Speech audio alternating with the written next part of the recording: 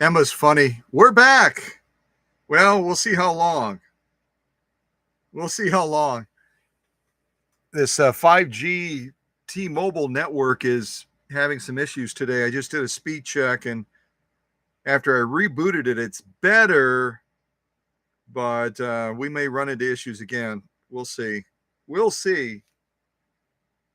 But I appreciate everybody's patience as we're trying to get back online again. Things were going so smoothly too. I was really excited. I thought we would have a seamless transition. I'm just going to check our audio real quick.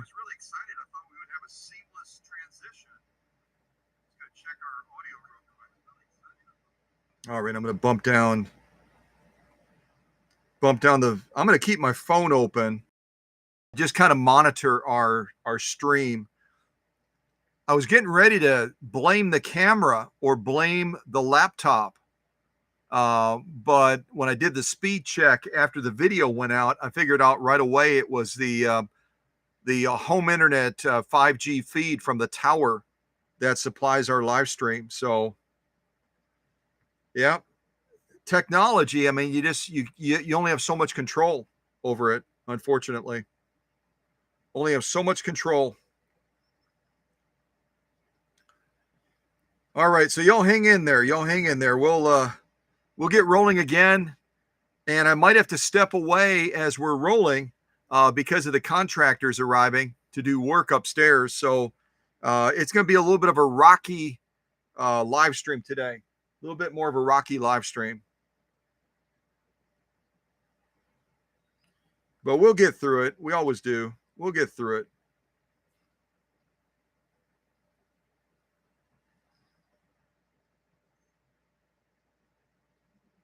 Just checking messages real quick.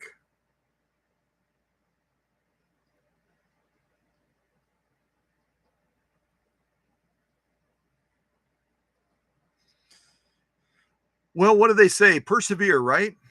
Persevere. There's always going to be bumps in life. We just have to get through them.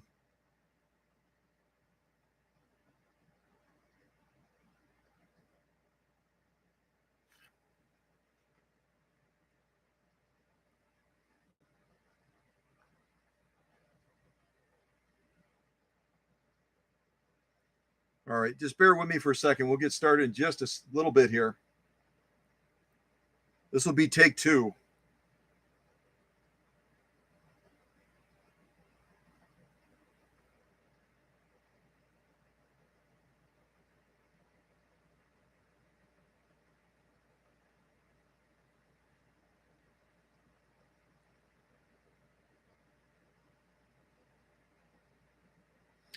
Well, if you joined us for the first one, the first live stream, and we had a real nice audience building there. Hopefully some of those folks circle back.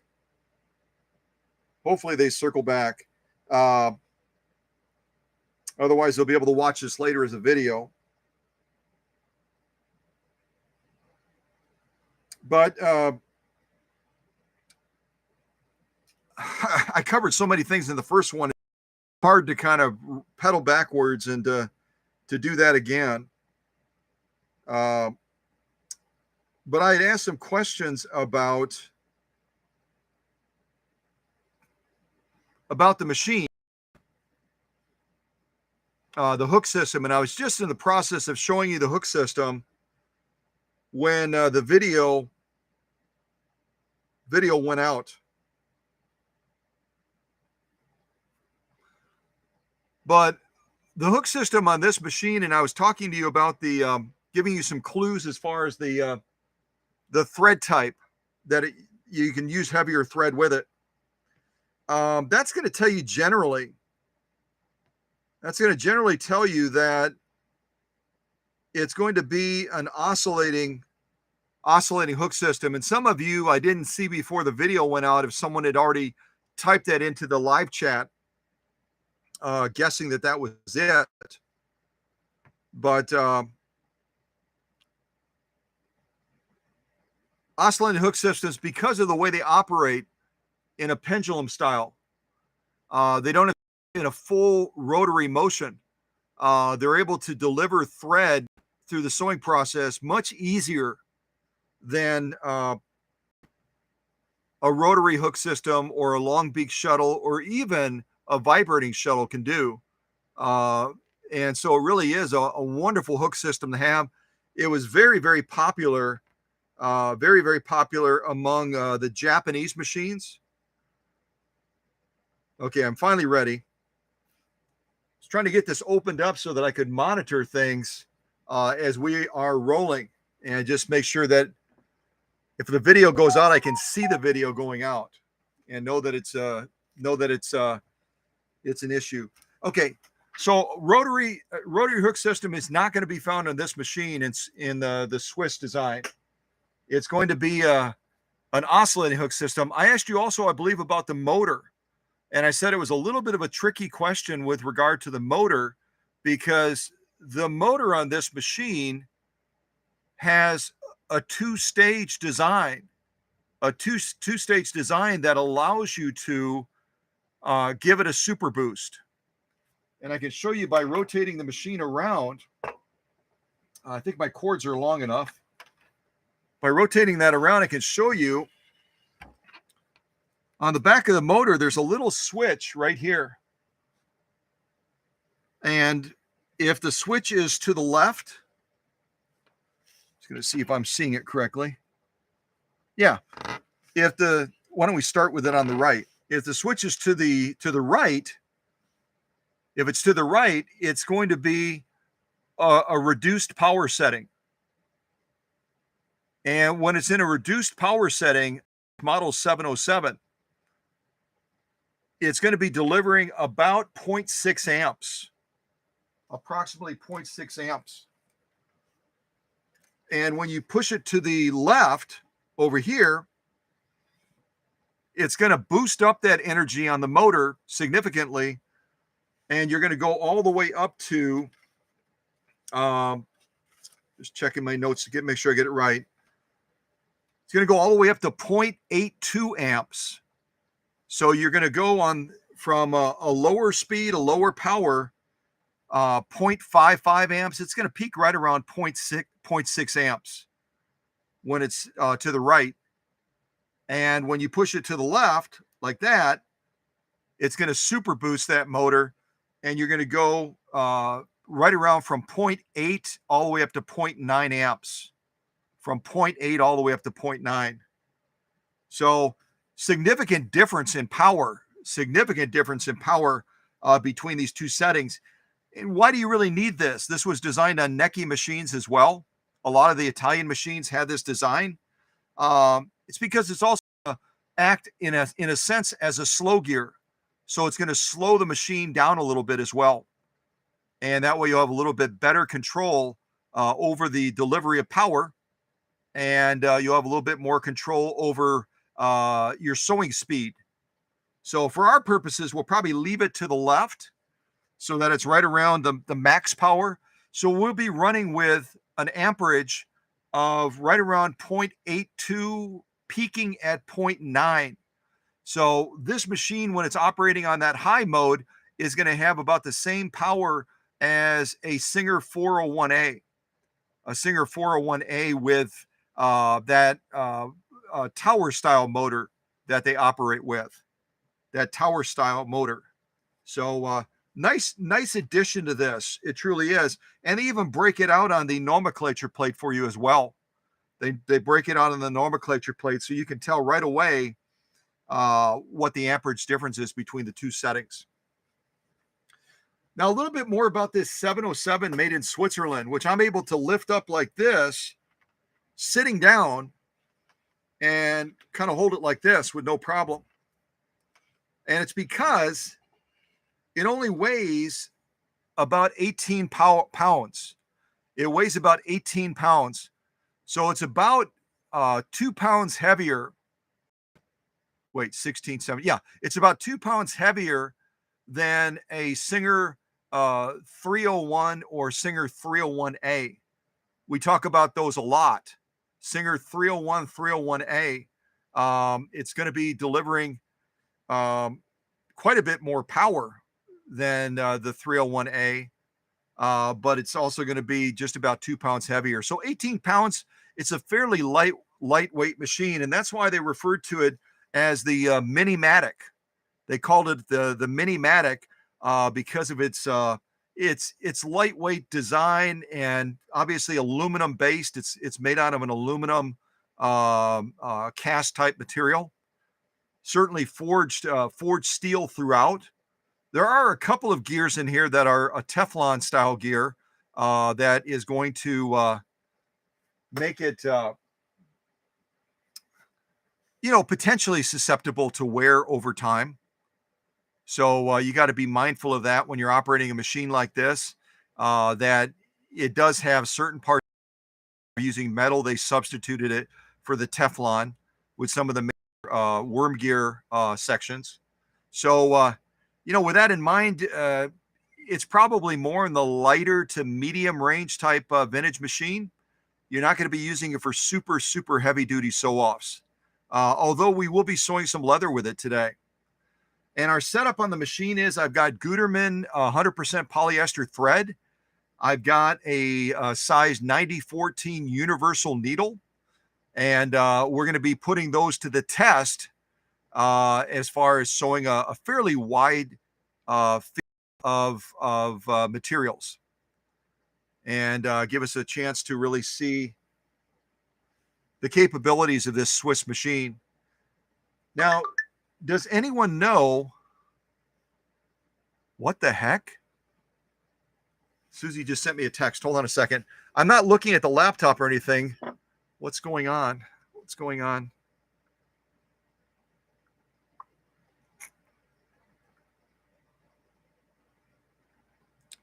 $316.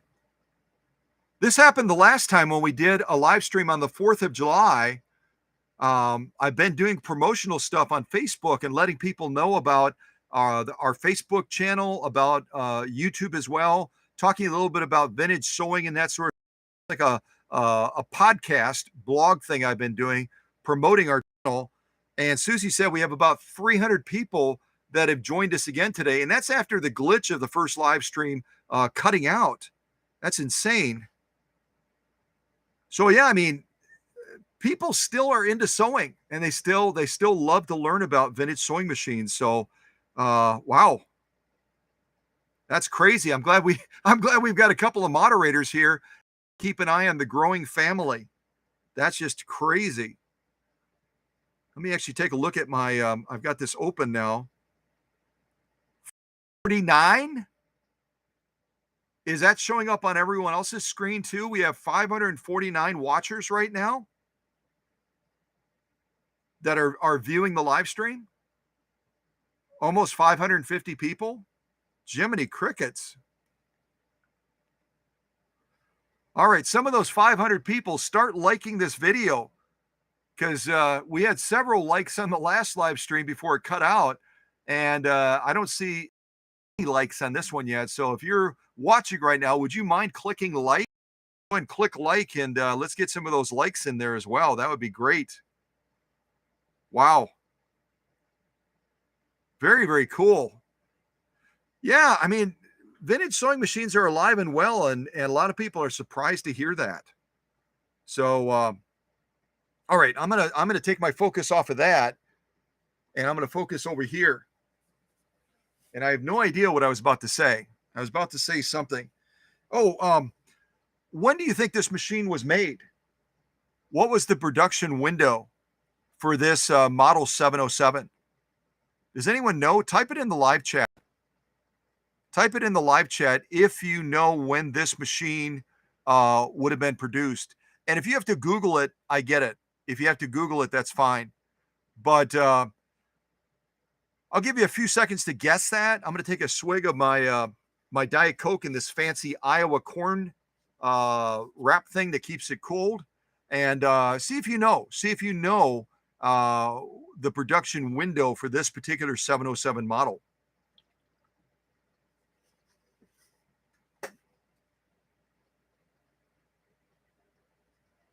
1963, 1974. So 1963, 1974. Just double checking. 1974. So 1963, 1974 seem to be the core guesses for folks. This machine was produced from 1967 until 1971. If someone is willing to type that into the live chat, that would be awesome. So again, this was produced from 1967 until 1971. Much, much later than the other Bernina vintage machine that I showed recently, that model 125, that would have been from the 1940s, right around 1943. If you remember that 125, it shared a lot of the features and looks and likes of this machine, but it was made in 1943. And again, that machine, the model 125, was the first portable zigzag free arm sewing machine in the world. The Bernina folks beat everybody else to the punch, which was pretty impressive because they came on the scene much later than a lot of the other sewing machine manufacturers. Like I shared in that other live stream with you, everyone always tries to point at 1893. I've even seen that from our friends on Bernina USA, and I've gently and in a friendly manner reminded them that Bernina was not founded as a company in 1893. It wasn't founded until right around 1932. That's when they actually named the company Bernina after that mountain range over in Switzerland. Prior to that, around 1893, the person that is credited with being the founder eventually of Bernina established a hem stitching machine. And that was established in the 1800s, around 1893. But Bernina didn't even come on the scene until around 1932, which interestingly, 1932, we're talking about oscillating hook systems like this Bernina 707 has. Another machine by Singer came on the scene in 1932 with an oscillating hook system, to be followed by the Rolls-Royce of Singer sewing machines. Let me say that again. There's a machine that Singer also introduced in 1932, the same year that Bernina named itself Bernina after that mountain range in Switzerland. That same year in 1932, there was a Singer sewing machine that I've shown on this channel many, many times that came on the scene. Does anyone know what model that is? What model by Singer came on the scene in 1932 was later followed by the Singer 201-2. This machine by Singer that came on the scene in 1932, I refer to it as the little brother of the 201-2. Let me look at the live chat, see if any of you nail it.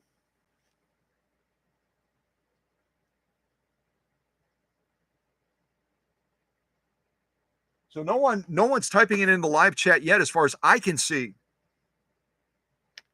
Not the Spartan. That's a great guess, Susie. It's not the 192K. The 192K, the Spartan came on the scene much later than 1932. The machine that came on the scene in 1932 was none other than the Singer 15-91. The Singer 15-91, which has that potted style motor just like the 201-2, but instead of being a full-size machine, the 15-91 is a 3/4 size machine. And it comes with either a 0.5 or a 0.6 amp potted motor. So in either case, this Bernina 707 that we're going to be sewing on today, even on the low setting for that motor control setting for slowing the machine down, even on that low setting, this machine is going to be delivering the equivalent amount of power of a 201-2 or a 1591, right around 0.6 amps.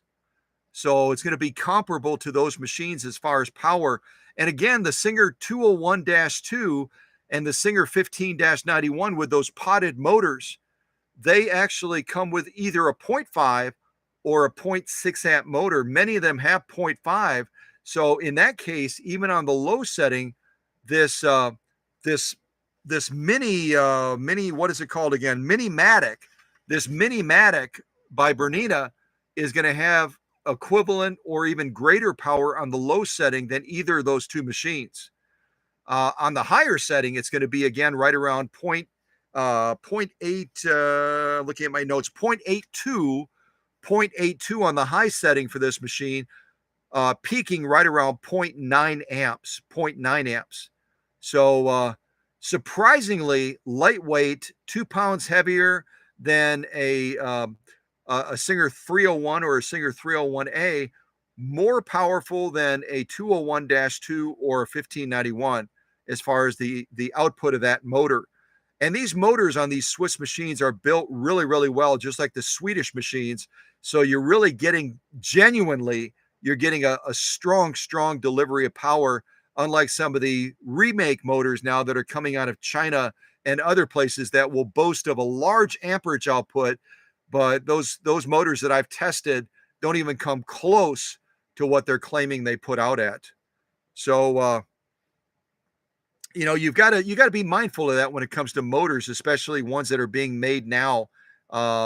Sometimes they really exaggerate what those machines are able to do. They really exaggerate it quite a bit. Let's see, I want to share a little bit more. The first model, I'll just share this with you for sake of knowledge in case you're in a chat group on Facebook or otherwise, and maybe you're talking with people that love Berninas.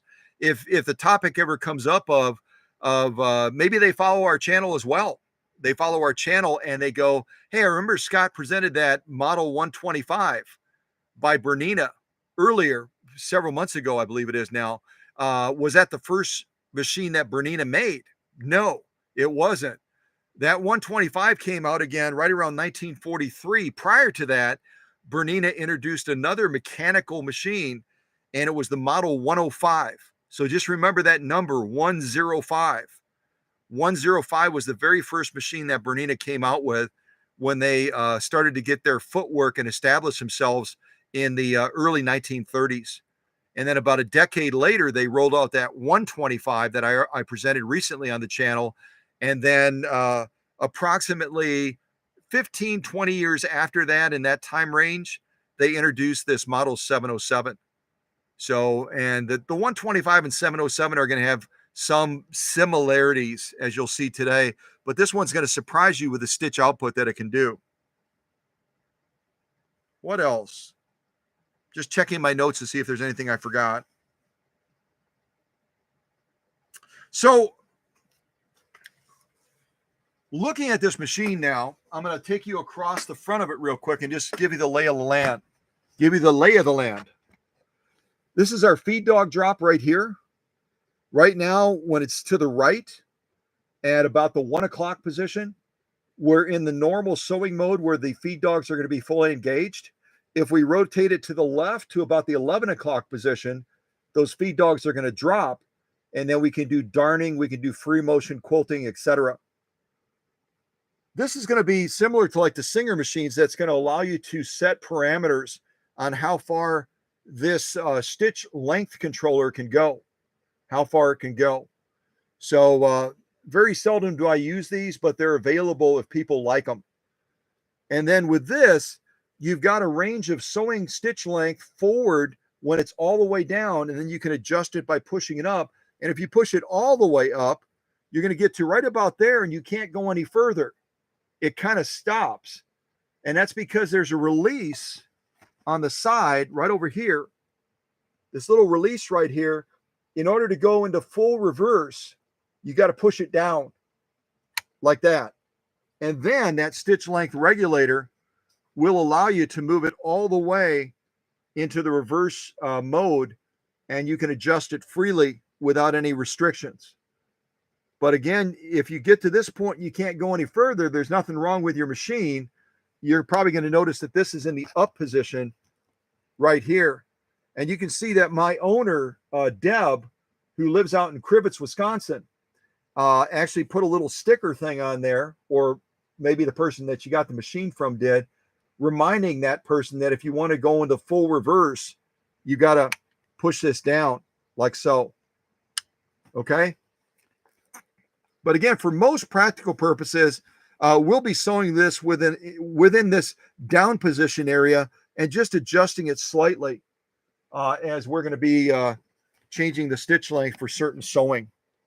So we can have a range of anywhere from 4 to 1, etc. Kind of move my hand out of the way. It's kind of dark in there, isn't it?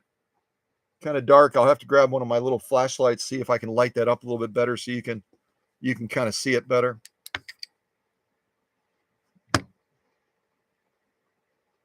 There it is. Yeah, I've got this LED light right above there, and it's nice and bright, but it's just set back a little bit too far, so it sometimes will miss the machines, especially if you have it kind of recessed in like that. So a little bit more things on the machine. Kind of look at this. Right across the front, you've got kind of a hidden take-up spring where you've got to thread the machine through there. I'll show you the threading on this machine real quick. And I'm just going to anchor the camera cable to the camera because I had taken it off when I had to reset it after we lost video the last time. And I don't want it to pull loose or we're going to lose video again. Unfortunately, when you're live streaming, if somehow the camera gets disconnected, it's not a matter of just plugging it back in. So I'm going to try to keep it from coming disconnected accidentally. Okay. So the threading on this 707, I'll just show you real quick. We start off the back, and again, we've got Gutermann 100% polyester thread today. There's a little thread guide right here. You got to draw the thread up through it. Here's our tension discs on the top, and the tension discs are actually built into the top of the machine, this cover that you can remove for servicing the machine. But when you draw that thread through there, make sure your take-up arm on the back is in the up position so that you don't have any pressure on those discs. You draw the thread through those tension discs after coming through that single thread guide right there. Kind of draw that thread up, come across here. This is your tension adjuster on top right here, this little dial. This is how you're going to adjust tension for upper tension. And then this is your little window right here. It's kind of hard to see, but that little window right there actually shows you what your setting is as far as the tension. It's going to be a plus or a minus, and the more you move that to the plus side, the heavier upper tension you're going to have.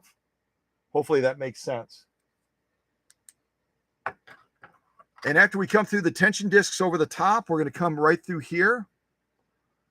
We're going to go over this this little thread guide right here over the top of it, come around that take-up spring right there, come back over the front of that little thread guide on the front of there, up to our take-up arm. We're going to thread our take-up arm from right to left.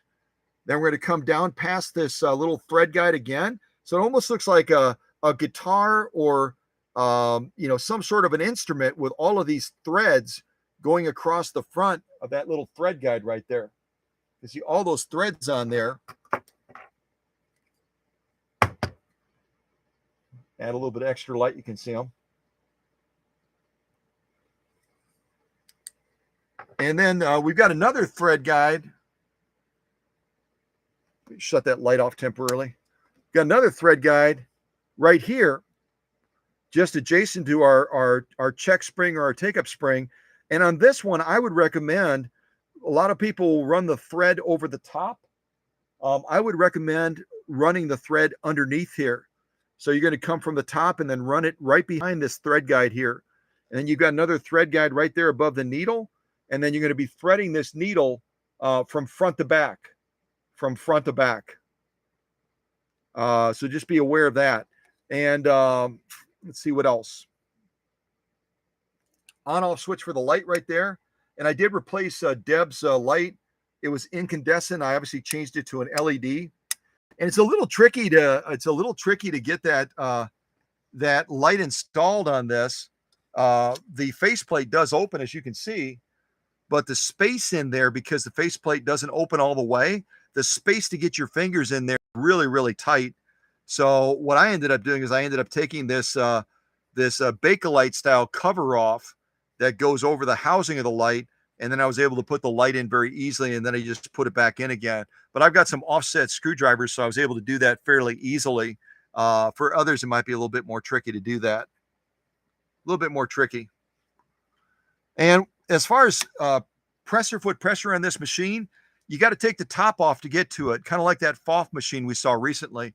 If you remove the lid, you just grab it on either side. There's spring clips that hold it on. You just pull it up. I'm not going to do it right now because we're already threaded up, but you just pull it off, and there's going to be an adjuster right about over here that you can adjust that upper tension or adjust that presser foot pressure with.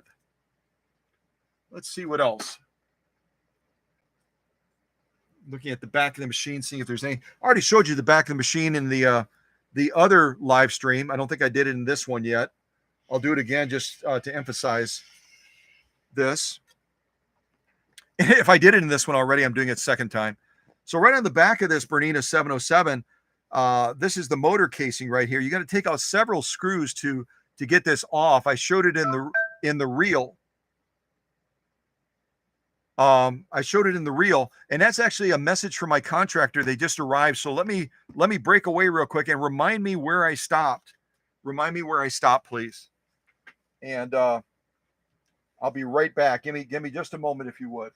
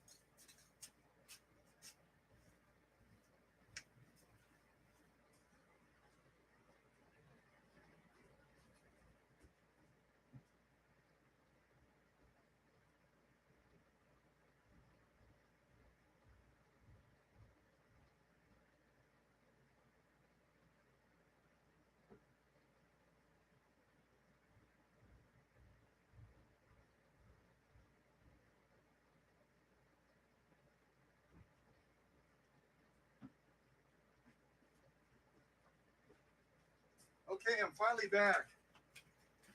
finally back. Thank you for everybody's patience. Thank you for everybody's patience. So, yeah, the contractors just arrived. They've been working on a number of different projects upstairs, and we might hear a little bit of noise upstairs. I told them, because I always put up signs, just saying, hey, keep it quiet, blah, blah, blah. But I said, it doesn't apply to you guys. Do whatever you got to do. So we might hear hammering, sawing, all kinds of stuff. So just take that into account. At any rate, what was I ready to say? I was getting ready to describe again the motor. There's quite a few screws you have to take off to get the casing off, so you can service the motor. And you'll see that I think I showed some of that in the reel. I showed the machine taken apart and was going through this machine extensively for Deb. But again, you'll notice on the plate back here, they'll split out the power with the low setting to the right, delivering right around, what did I say, 0.55 amps, rounds up to about 0.6. And then if you push it to the left, you're going to be putting out about 0.82 amps, almost 0.9 amps. But again, this is the control back here that allows you to boost it. Necke and other manufacturers came out with similar features, but usually they were on the front of the machine very conspicuously, very, very conspicuously. So for whatever reason, the Swiss decided they wanted to tuck it on the back of the motor casing. But it really is a very well-built motor. I went through it extensively, and it's built incredibly well, as we would expect, being a Swiss machine. All right, let me spin this back around. All right. And again, I made a little bit of a groan there, but it's not a heavy machine, only about 18 pounds. I read somewhere somebody writing about that the Minimax is a heavy machine. Minimatic. I said Minimax. Minimax is kind of a fun name too. But the Minimatic, as they refer to this model 707, I don't think it's a heavy machine at all. I think it's really, really lightweight and portable. I kind of demonstrated that in the other, sitting down, it's not heavy at all. So, well, why don't we actually try to do a little bit of sewing on this machine and see what you guys think of it. Let me get my light on. And we'll be doing I didn't show you the top of it either. I got distracted knowing that the contractors were coming. I got to show you some other things too. I'm all over the place, you guys. Realize there's a possibility of rain coming in here unexpectedly, kind of quick, those storms that come up fast. Hank is outside because Hank doesn't like visitors. And so he's out in the backyard right now. So I'm kind of watching out the workshop window to see if I see it starting to rain so I can go rescue him. And then I've got the contractors upstairs. Then I've got the live stream down here. Yeah. So, blah, going crazy a little bit, but that's okay. So a little bit more on the front of the machine. I think I was right about here. I talked about this, that you have to push down in order to engage the reverse fully. Because if it's in the up position, you can only go to about right there and then you're stopped. That's as far as you can move it. And you push this down and then all of a sudden you can go all the way up. So you're just showing that to you again. Right here, we've got needle position right in the center there. You can see that little control right here. You can turn it like this for right needle position, center needle position, and left needle position. So that's our needle position control, this little knob right here. I already talked about the stitch length, but I'll kind of mention it again. As far as the stitch length, if you want to sew forward and you want the longest stitch, you want this all the way down. And it's hard to see in that little window, but right now it's on 4. If you want to sew at a shorter stitch, you just gradually push this up, as we'll be doing on some of the more decorative stitches today, to shorten that stitch length to make that pattern a little bit better defined. And then again, if you want to sew in reverse, you got to push that little tab down on the side, and then this will go all the way up. This is going to be our stitch width right here. And the stitch width, if you don't make an adjustment up here, you could have this on 4, for example, but if you don't make an adjustment up here to select a zigzag or something like that, you're only going to get a straight stitch. So the mechanical demands of the machine are that you've got to set the control that I'm going to show you up here in order to get the appropriate stitch output. So I'm just going to move that back to 0 because it's not going to make any difference unless we adjust it. here's our stitch selector up here. We've got straight stitch, zigzag, blind hem, 3-point zigzag. We've got kind of a combing stitch, and then we have kind of a crescent stitch as well. And these are all stitches that are built into this machine. So the step up of this model 707 compared to the 125 is the 125 was only a zigzag machine that I presented to you a number of weeks ago. This machine is able to deliver some decorative ornamental type stitching, limited, but it's able to do a lot more than that Model 25 that was introduced in the 1940s.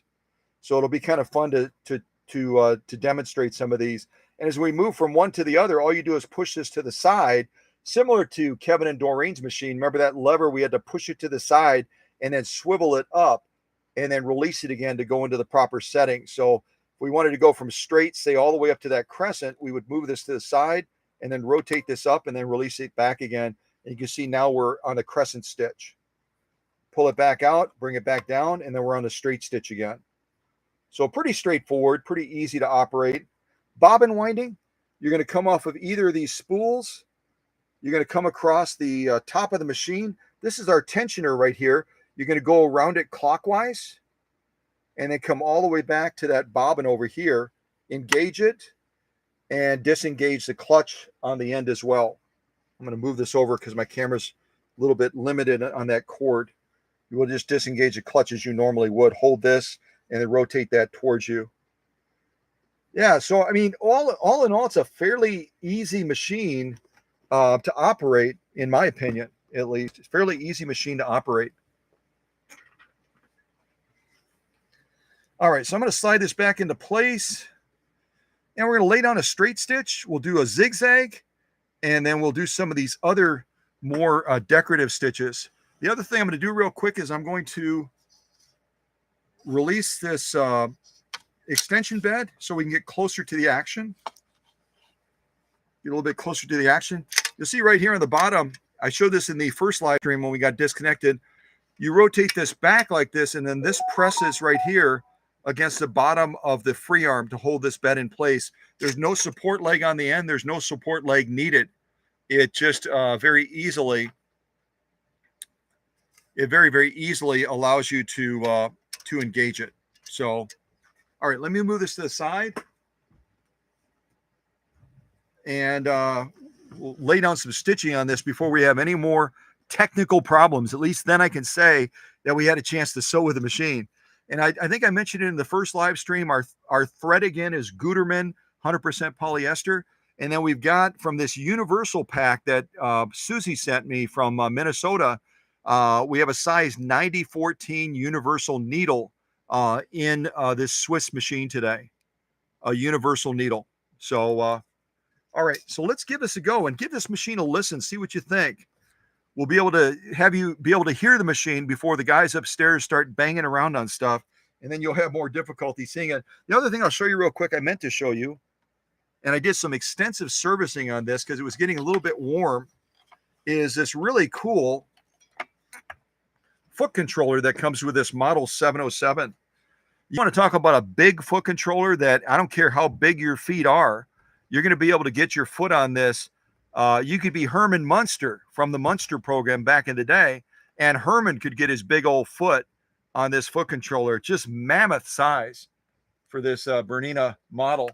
And then on the back, it's got more of that Bakelite, just like in the faceplate area. This is not asbestos. This is Bakelite, just like our foot controllers for singers.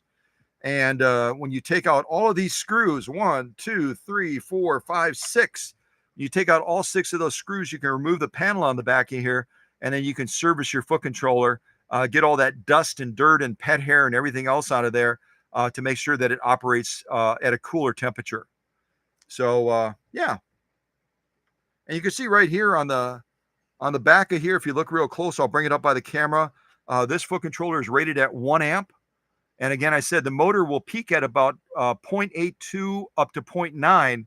So this is a perfect marriage between the 1 amp foot controller and the about 0.9 amp motor when you go to the max setting on the back of there. I'll just show you the data here.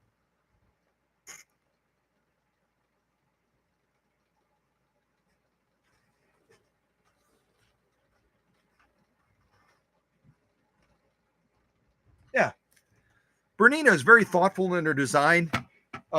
Swiss sewing machines are built well. They're also built, I would say, thoughtfully. They're built thoughtfully so that you're going to be really happy as an operator, as a sewist, being able to maneuver and go around them very nicely. Okay, I don't think I have any text messages, but let me check. Maybe I do. We'll just check real quick here.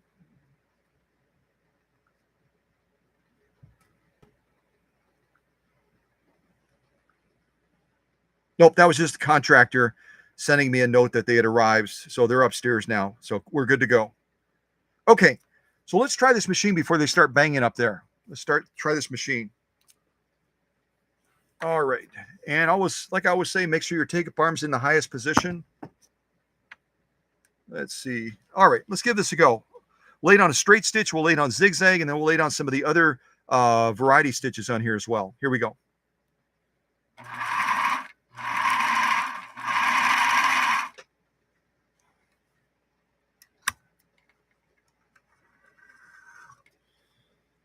Yeah, I like that balance. That looks like we have good balance right now, at least for cotton. And we'll do a zigzag, and then I'll show you the stitching after that.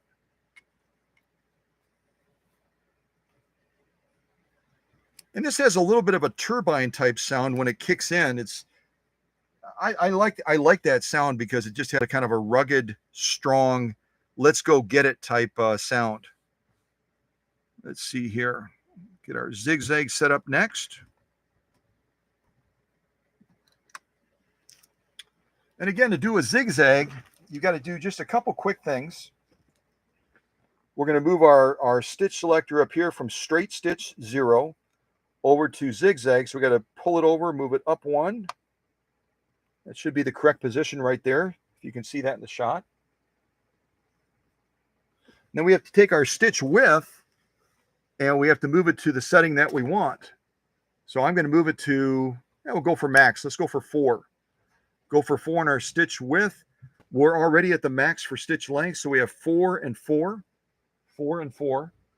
So let's give this zigzag a try now and see what we think of that.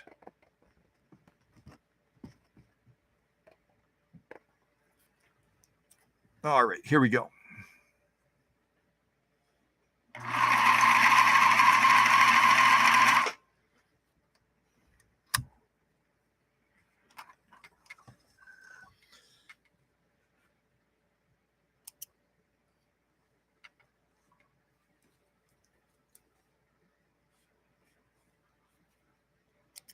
Okay, so some utility stitching that we just did, nothing fancy. We just did some utility stitching with this model 707. Again, if you joined us later, if I didn't mention it in this live stream, this machine would have been made from 1967 until around 1971. So you can do the math. 3 plus 60 is 370. About 4 years. They manufactured this machine about 4 years. And again, it was one of the machines that followed the 125. So let's take a look at these stitches, see what you guys think. Let's make sure I have orientated correctly. This is our top stitch. Look at our top stitch first.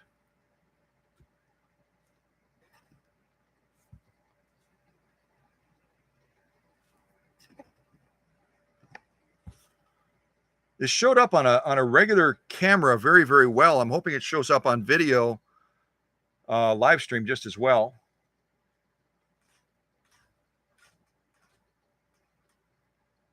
I think the camera's having a little bit of trouble focusing right now. There we go.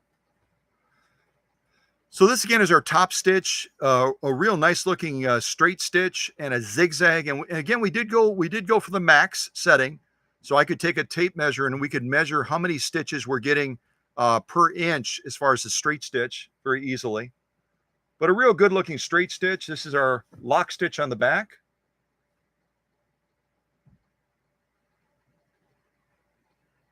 So for purposes of sewing cotton right now, which would be primarily what Deb would be sewing when she gets this back, she's working on a quilt right now. So she'll be working with quilt and some quilt batting, etc. The tension right now is set real well for her project. And Deb, I might have told you, was right in the middle of a quilting project when this machine started having challenges. And I tried to rush this to get it done for her so that she'd be able to get back to enjoying it again. Again, our lock stitch, I'll kind of go up like this.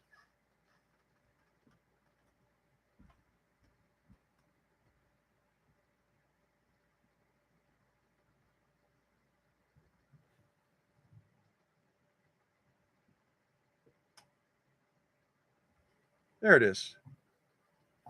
Top stitch. Yeah, so some real good looking stitch quality from this model 707. This I always want to call it a mini max, but this Minimatic.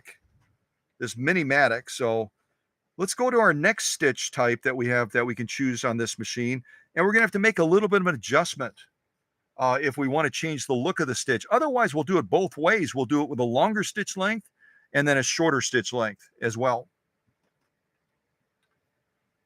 So we're going to go up top and we're going to check out our next stitch option, which is going to be a blind hem stitch. So I'm going to move our stitch selector one up, push it over, push it up, kind of lock it in place. So now you can see where our next stitch, a blind hem stitch. And we're going to do it big by a longer stitch length. And then we're going to also do it much more compact with a shorter stitch length. And you'll be able to see the dramatic impact that you can make when you're doing a stitch like this. You can totally change the look of it. Totally change the look. Let's see here. So we'll go over to our stitch length. Right now we're on the longest stitch. We're going to leave that alone. Right now we're on the widest setting for stitch width. We're going to leave that alone. When we do the second run at it, we're going to adjust these two, and then we'll change the look of that completely. We'll change the look of that completely.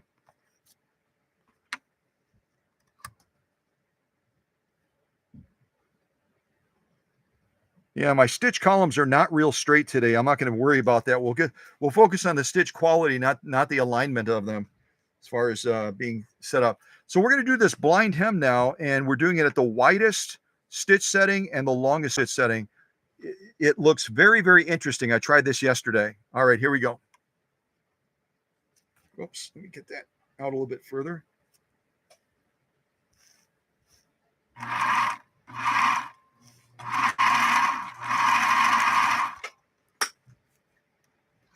All right, so I'm going to do the shorter version of it now, and then we'll look at the two of these together.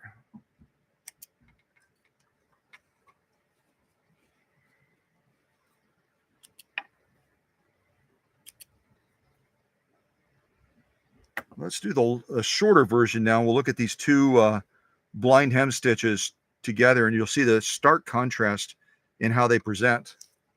So now we're adjusting our stitch length down. We're going to go down to about 2.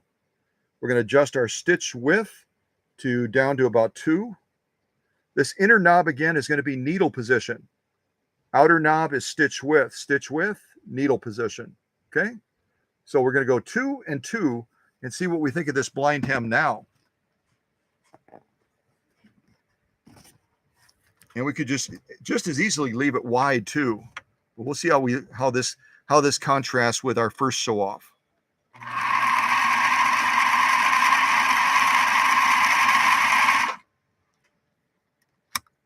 All right, let's take a look at these two. And you might make totally different adjustments. You might go to a 3 on stitch width or maybe a 1. It's going to be totally up to you, just like it'll be up to Deb when she gets it, as far as how she messes around with stitch length and stitch width. Hoping we don't have any problems. They're running a big saw upstairs, which could cause a little bit of a surge. I hope it doesn't.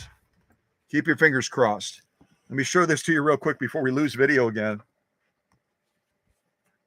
Okay, so this is our first blind hem and then our second one. Take a look at those real quick.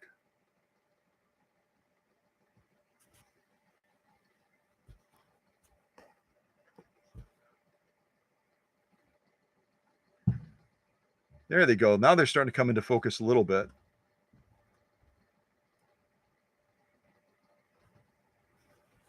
Let's try it like that. Maybe that camera will be a little bit happier that way.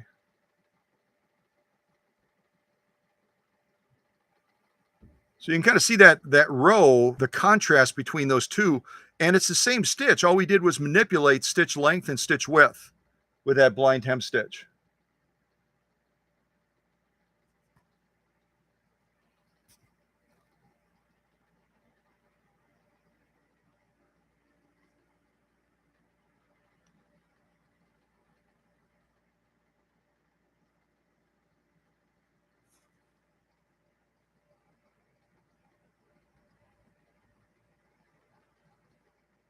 I've got to be real patient with this camera today because it's acting real fickle.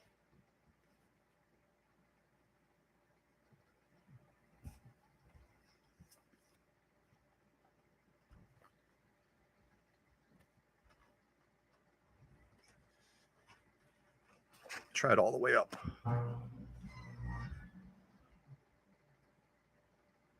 There we go. It's having a little bit of trouble with this color material. I'll have to remember that it photographs nicely. I sent pictures of the stitches to the owner, but for video, this teal style color is giving the camera a little bit of a challenge, almost like the yellow did before.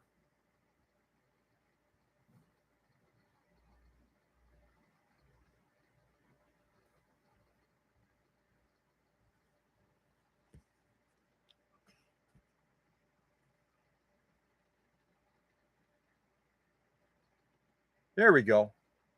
Finally.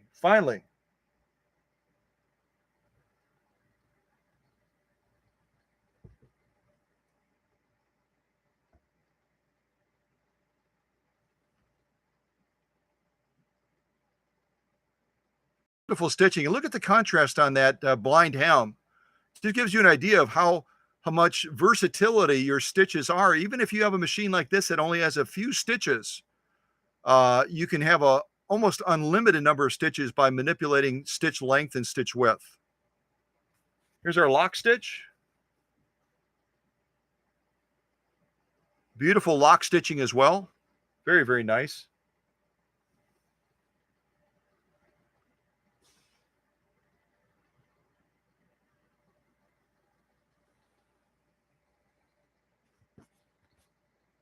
Yeah, let's go on to the next stitch.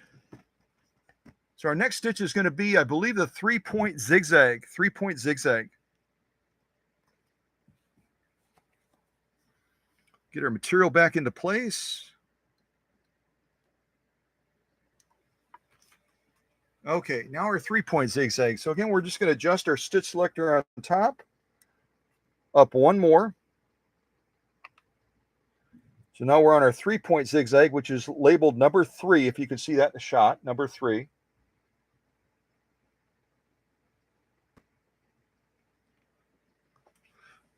And we're going to do a little bit more messing around with our adjusters over here. For the stitch width, we're going to go back to 4. For the stitch length, we're going to make it a little bit shorter. I really want to make this compact.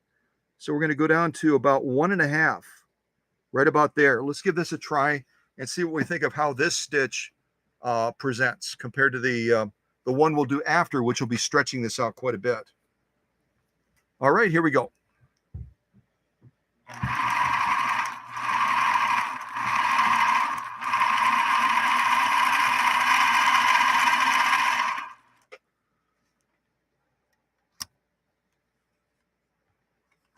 You might be able to see that in the shot already. I'll pull the thread a little bit. You can see the one we just did. That's our 3-point zigzag style. Almost looks like a little mountain range, doesn't it?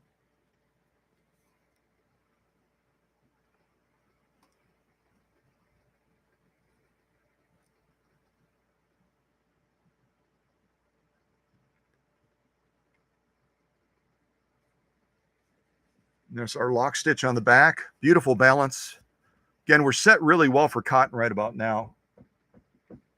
It's our lock stitch and our top stitch. Now we're going to mess around with the stitch length and width and see how we can impact the look of this stitch dramatically.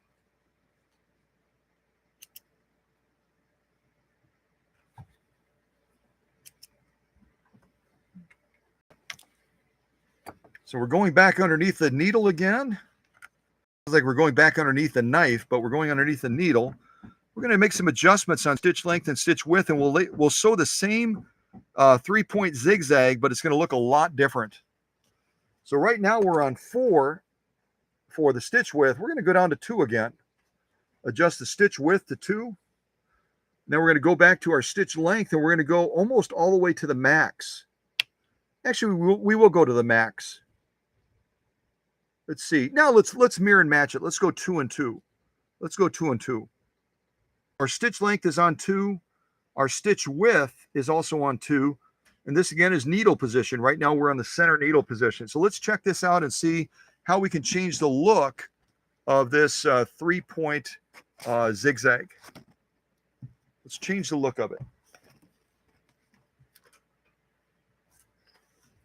All right, take up arm is up. Here we go.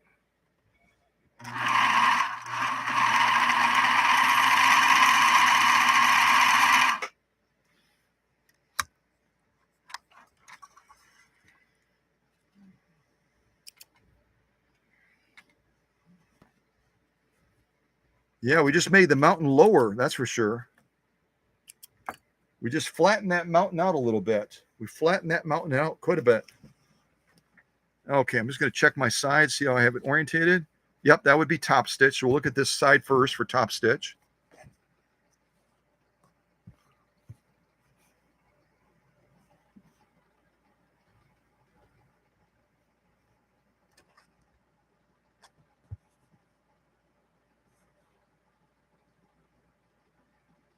The camera's thinking about focusing any second now.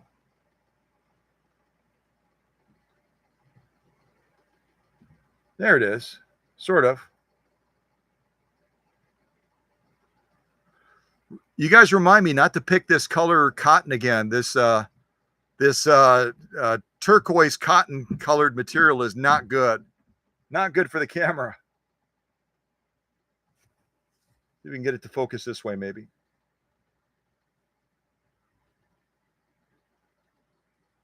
There we go.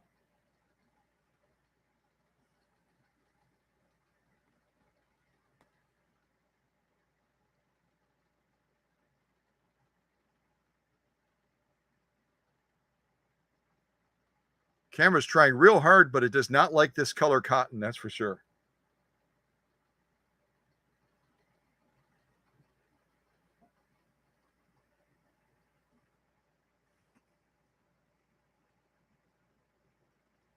Let me try angling the camera a little bit, up a little bit more.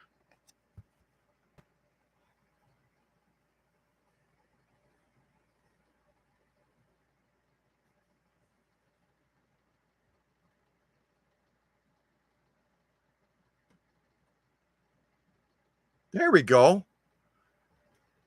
Now I apparently have the right angle for the camera finally, because now it's finally saying, yeah, I can focus on that. I can focus on that. But look at the contrast between those stitches. The blind hem we did first, the 3-point zigzag we did as well. And you can just see the impact of adjusting stitch width and stitch length as far as the appearance and the presentation of that stitch.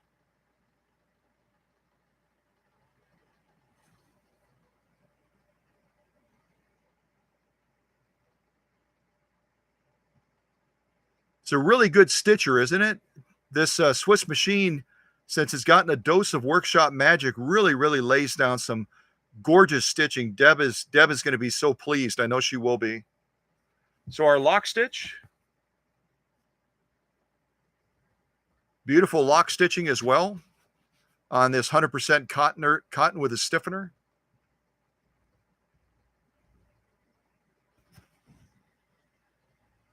And you can see right now I've got the presser foot pressure a little bit high. I've got it adjusted up for some of the leather that we're going to try stitching. And you can see we're getting a little bit of puckering on the back of here because of that presser foot pressure being set just a little bit too high.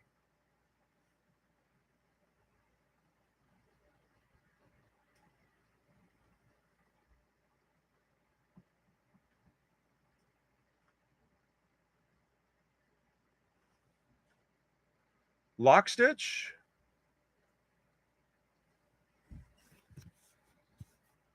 and top stitch. Yeah, really quite a nice stitcher. All right, let's move on to the next one now. I believe the next one we have is going to be that combing stitch. That combing stitch. I'm getting nervous with this saw up there, not because of the sound, but the lights dim a little bit. It's a big saw, and it must be on the same circuit as where our live stream is right now. So hopefully we don't run into any problems. Hopefully. Let's see. Let's move on to this next stitch. We're going to go up here and go to the, I think that's called a combing stitch. That's what I'm calling it anyway. Move that up to the next slot. So you can see we're going to be doing stitch number 4 now. Stitch number 4 on this model 707.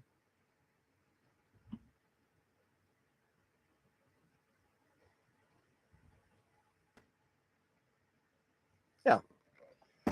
And I think we'll do it a little bit tighter, but we're not going to do it too tight because on this particular stitch, we need a little bit more space for that pattern. So we can't go too short on the stitch length, and I'm going to go wider in the stitch length for this stitch.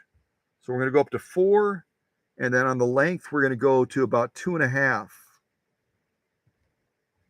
So here we're not balanced. We're going really wide, and we're going a little bit on the shorter side, right around 2.5. 2.5 on stitch length, 4 on stitch width. Let's see what we do with this stitch. See what we think of this one.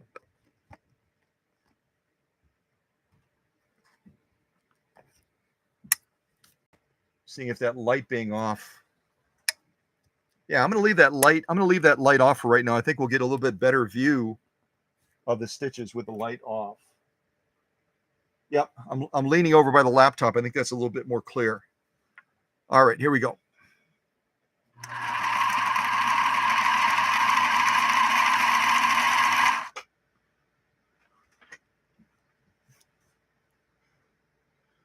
Oh, I can see now. Okay, so this is not actually a combing stitch then. That image is a little bit deceptive.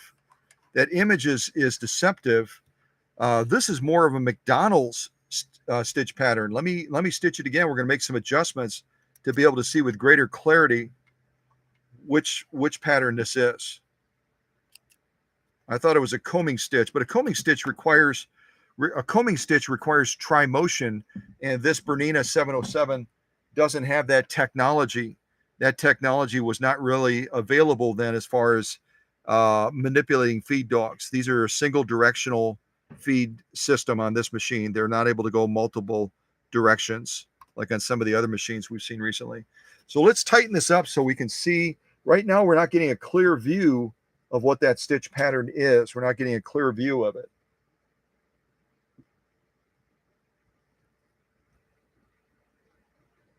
We're going to stitch it again, and I'll change the appearance of that quite a bit. Change the appearance of that quite a bit. All right, let's try this again. So I'm going to go over here.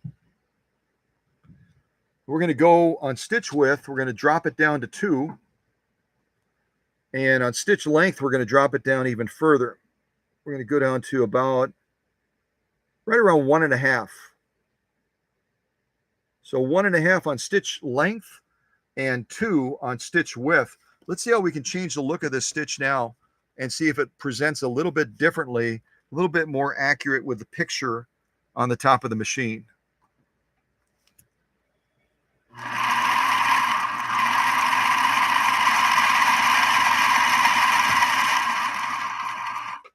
Yeah, it could have gone even tighter.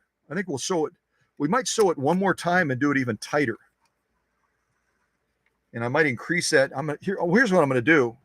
I'm going to increase that width a little bit more, and then I'm going to adjust that stitch length down further to change the look of this stitch once again, more to the look that I'm looking for. So off camera, I just bumped up our stitch width all the way to 4. All right, put that back down. And then we'll take our stitch length down even further, down to about close to 0.5. So we made it much wider, much shorter. We'll stitch it one more time and see how we can change the look of this stitch. Once again, we've got version 1, version 2, and now we're going to do version 3. All right, here we go.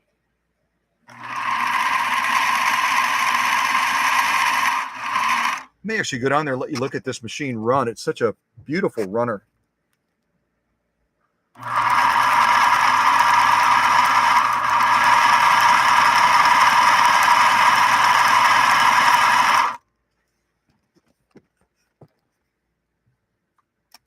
Yes, this is more of what I was looking for. You know how you have kind of a picture in your head as far as the output of the machine that you're looking for. You have a picture in your head and you're saying, no, that's not how I wanted it to look. No, that's not, I don't like the way that that's formed. I don't like the presentation of that stitch. And so you tweak it a little bit up or down, and we could tweak it further, but we're not going to. And then all of a sudden you can look at a contrast of these 3 stitches we just did. I'm just going to verify this is our top stitch. So we're going to look at this first, and then we'll look at that lock stitch second.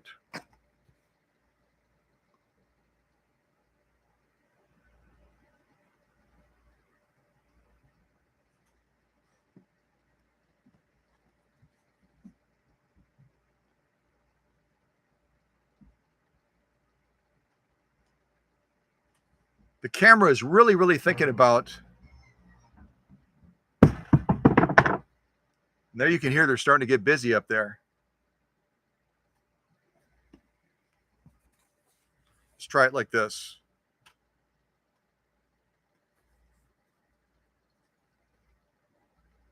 There we go. There we go. Now it's focused.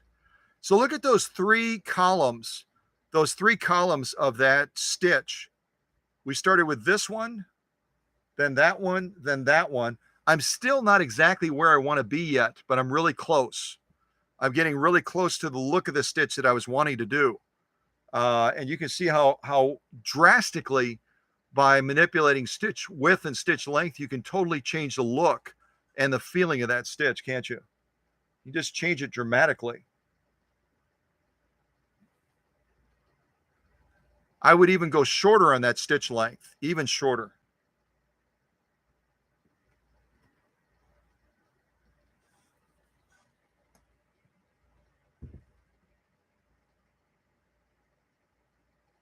And our lock stitch, kind of turn it around, look at that lock stitch.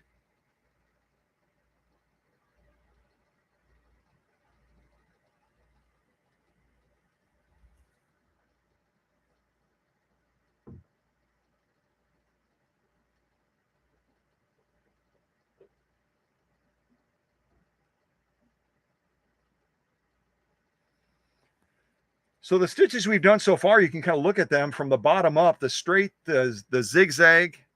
We did the blind hem stitch at different lengths and widths. We went to the 3-point zigzag, and now we're messing around with this other stitch. I initially called it a combing stitch, but it's not a combing stitch. It's more of a McDonald's stitch. Kind of looks like McDonald's a little bit to me. And we've got one more to go. One more to go. Yeah, some real pretty stitching, really nice looking stitching. So let's go to this final stitch now, which is going to be kind of a crescent type stitch, sort of, kind of. And we'll see what we think of this one.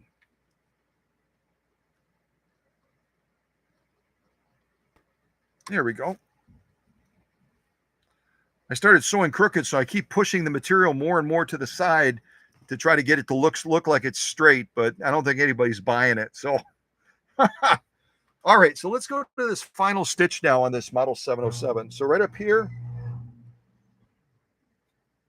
I'm going to move this over and up to our crest. This is more of a, I think it's called a crescent style stitch, almost a bird stitch, isn't it? Number 5. So we got straight stitch at 0. We got zigzag number 1, blind hem number 2, 3-point zigzag number 3. This combing style stitch, which is really more of a McDonald's stitch, at number 4. And then finally our bird stitch or our crescent stitch at number 5. So again, a machine that doesn't have a bazillion stitches, but depending on how you set that stitch width and length, you already seen the dramatic impact you can have in the presentation of those stitches.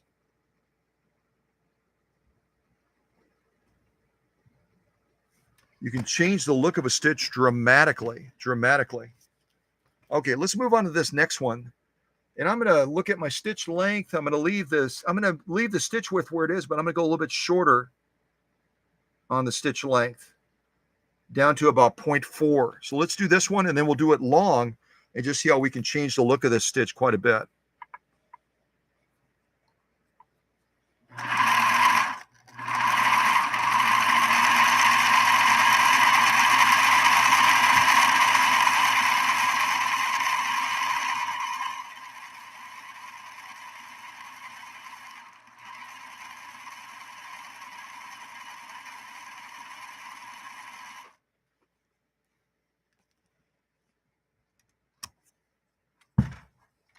Yeah, I like that. I probably could even go tighter on that, but we'll leave it like that for right now.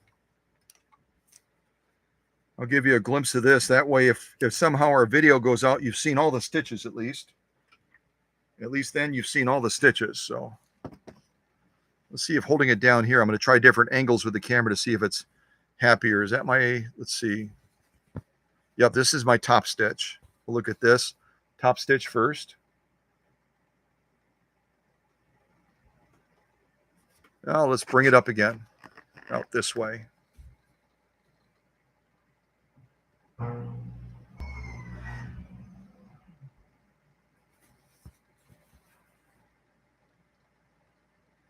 There we go.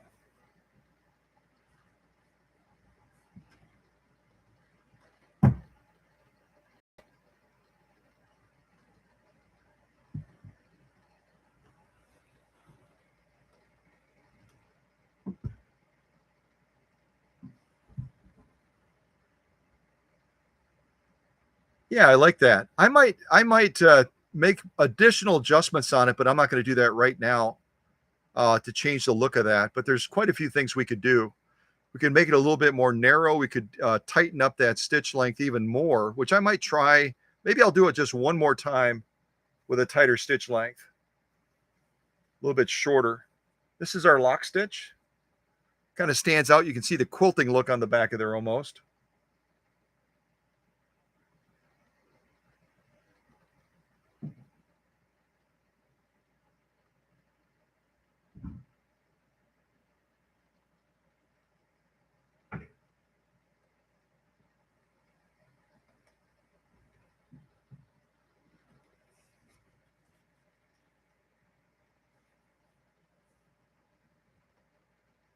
Yeah, I think we'll try it one more time and we'll shorten that up even more to see if we can give that even greater clarity of stitch. Do it one more time. I like this last stitch a lot. I'd like to see if I can goof around with it a little bit more. So we're going over to stitch length again. We're just going to go even a little bit shorter. We're really quite short right now. That's about as far as we can go and actually still have material feed. And it's not a bad look. It's actually quite nice. It's actually quite nice. But I think I'd like to just run at it one more time and see if we can shorten it even more.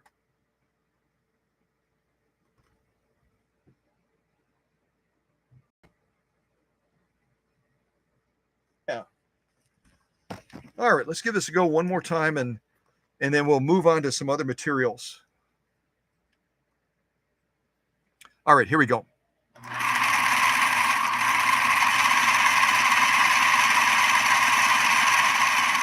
Let me bring you down there to the action.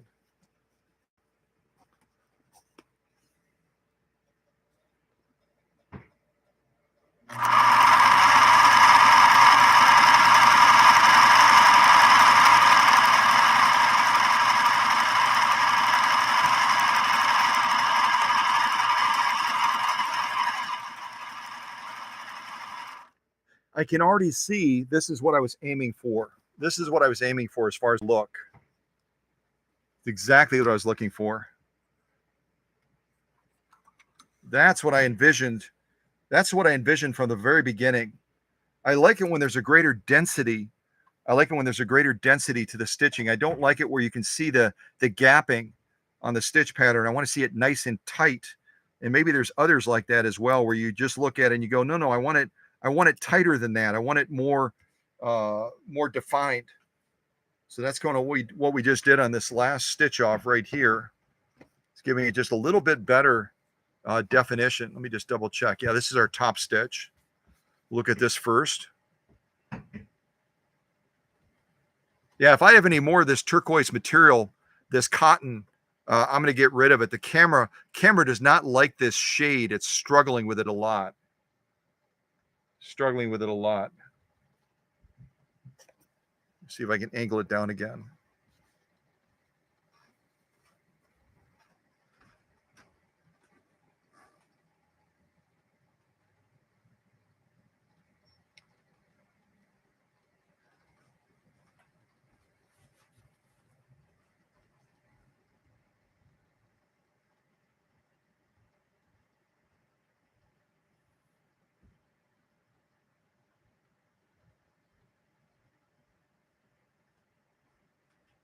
And I know they're really close, but if you look at them really, really with a lot of scrutiny, you can see how we increase the density of that stitch pattern.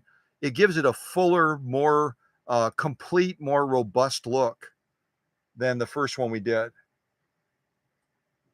And we could probably go even closer, but I'm really, really low on the stitch length setting right now. Really, really low.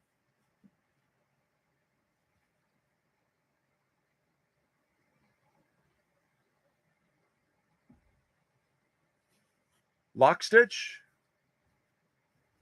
Take a look at it like this first.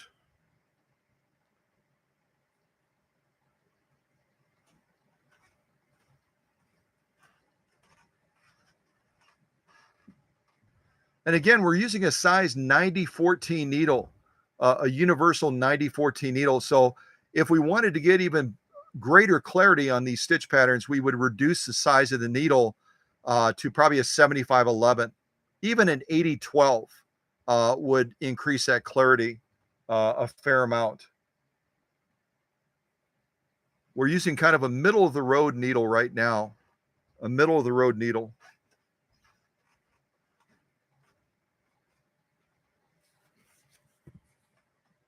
And what you see on the 100% cotton right now is all of the stitches that this model 707 is able to do. The straight, the zigzag. Let me show it to you like this. The straight, the zigzag, the blind hem stitch with different stitch lengths and widths. The 3-point zigzag. I'll just call it the McDonald's pattern, the McDonald's symbol pattern, although I'm sure it has a real name. That's my favorite right there, the last one we did. And then finally, this last pattern right here, this crescent style stitch is another great example that this 707 is able to do very nicely. But you know what? A lot of sewists don't need more stitches than this. I mean, you can buy machines that have hundreds of stitches, but with these stitches, you could create pretty much any project you wanted. And by manipulating stitch width and stitch length, you can get a huge varied outcome as far as that stitch pattern. Really quite lovely, don't you think? And again, this is a machine that would have come out in the 1960s. Yeah, it was still up and coming then, still up and coming. Yeah. Some beautiful, beautiful, beautiful stitching. Very, very nice. And if you missed the first live stream where I gave a little bit more of the history, I'll kind of recap that again real quick. Bernina, a lot of people try to argue that Bernina was founded in the 1800s. It wasn't. It was founded right around 1932, which was the same year that Singer introduced the Singer 1591, the little brother to the Rolls-Royce of Singers, the 201-2. So again, established in 1932, they got the name Bernina from a mountain range in Switzerland. And the first model that they rolled out when they became Bernina was the Model 105. And then following the 105, they migrated to that 125. The 125 that was the first portable free arm zigzag sewing machine in the world. And I presented that on this channel. You can look it up and watch that live stream of that Model 125 that came out right around 1943. And then probably about 2 decades later, this Model 707 came on the scene right around 1967. And then it was produced for about 4 years until 1971. And it's called the Minimatic. There's something to get on a t-shirt, right? If we were strictly Bernina people, Susie could make a hat that said Minimatic on it. That would be kind of interesting. Yeah, not really. Sort of. What else? I think that's about it. I just wanted to highlight those facts again so that if you weren't part of the initial live stream, you have that information to take out with you. Is Bernina still a company today? Some would argue yes. Some would argue that it still is, that it's still a family-owned business like it was, forever. But a lot of people see the ending of the traditional Bernina company with that original founding family ending right around 2018. But certainly they still are making Berninas. I get them in the workshop all the time. So, yeah. Okay, let's try some other material while we still have an internet feed. Let's do that. Yeah, we put cotton to the test. I'm going to move cotton to the back now. I think the machine did a really good job on this. And again, this is the material that Deb is most likely to be sewing all the time. So let me throw that to the back. Let's see here. I've got some saddle grade leather. This is probably about 3 to 4 ounces of leather. See if I can do it like this and show you the thickness of it.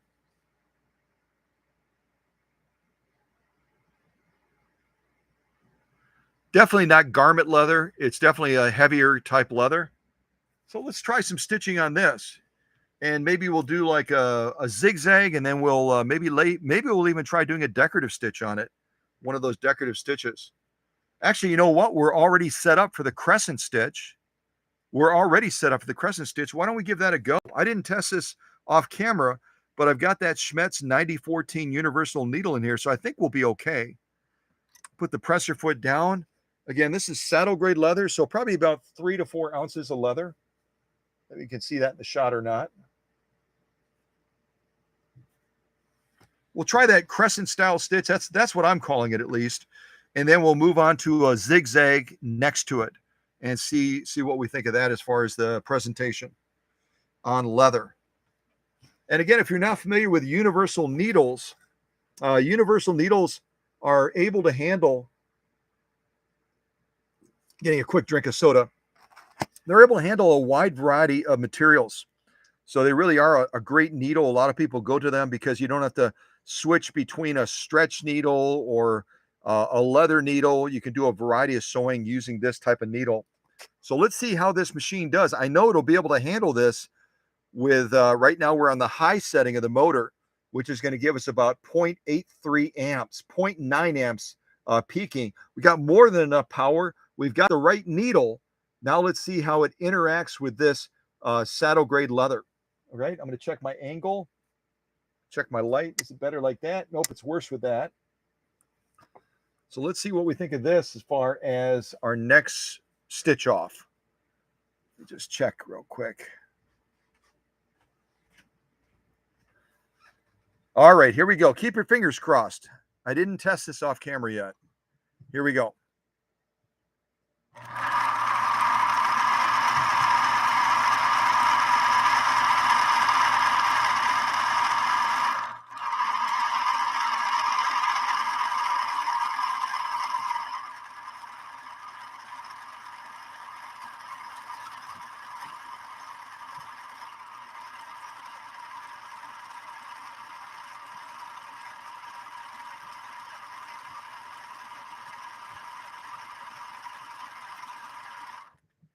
And you can see why I say that. Some people have said it's, they call it the mini whatever, Minimatic.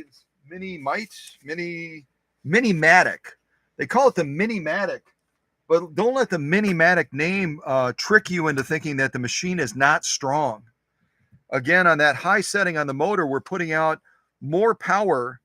We're putting out more power than the 201-2, the 1591, and all of the Slantomatics, with the exception of the 401A. We've got more power output than any of them.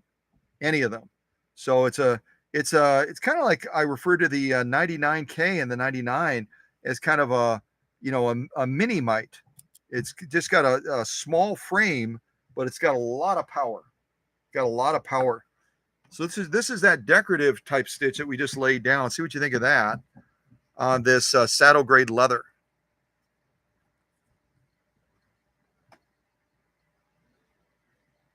There we go. It's finally coming into focus.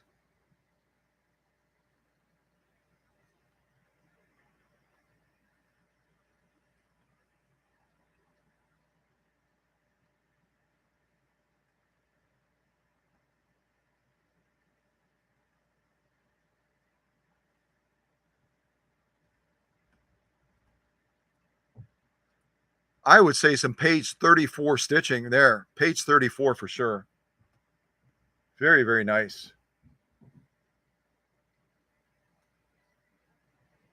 You look at the totality going across that saddle grade leather. This really would be a lovely stitch to choose for the saddle grade leather, I think. Really, really lovely looking.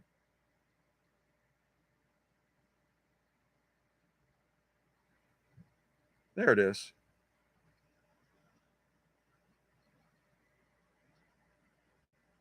Again, look at that edge, especially down over here. You can see the thickness of that leather.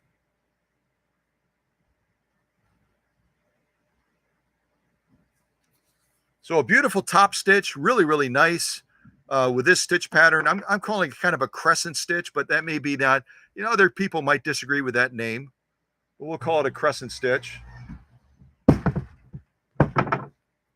They're cutting more stuff upstairs. And there's our lock stitch on the back.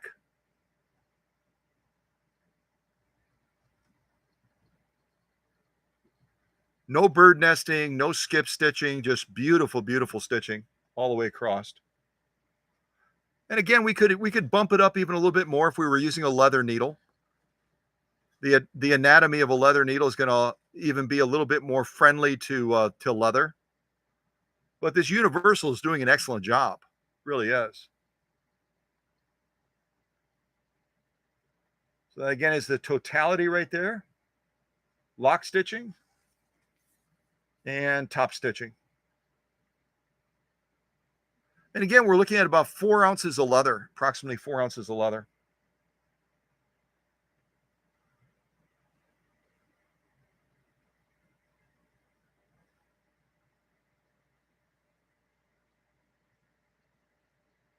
Yeah, okay. I'll throw it to the back. Let's move on to something else. Let's move on to, oh, wait a second. Wait a second. Rewind. I promised I was going to lay down a zigzag on that. Why don't we do that? Let's lay down a zigzag. And zigzag is going to be, I talked about it, describing it like a bridge. When a zigzag is hitting this leather, it's going to be piercing the leather here. And then if we go with a wider zigzag, it's going to be stretching that thread over to here before it pierces the leather again on that side. There we go. Now you can see what I'm doing. So as it's hitting that leather, it's using basically a bridge for that thread with a support point here where the needle went through, a support point here, support point there, et cetera, all the way down. And the more you stretch out that thread, the more tension issues you potentially run into because that stretch is being pulled apart from where that needle is going through, just like a bridge with its supports. So I think our upper tension is high enough to accommodate that lock stitch, but we may find that that lock stitch we'll have to do some adjusting to tighten it up more. But we'll run with what we have. Matter of fact, I'm going to move this over a little bit more so that we have another row that we could, another column that we could do with that zigzag if it's a little bit loosey-goosey. All right, so now we need to move to a zigzag. That requires that we change this up here. Right now we're on setting number 5. We've got to go all the way down to setting 1 to get that zigzag. So now I should be on setting 1. We went all the way from 5 down to 1, and now we should get a zigzag on this saddle grade leather. I can't see if that's in focus. I hope it is. Yeah, between the color of this machine, the color of the machine and the color of the cotton that I picked out, man, oh man, this camera is going to expect more pay, more compensation after me giving it a hard time.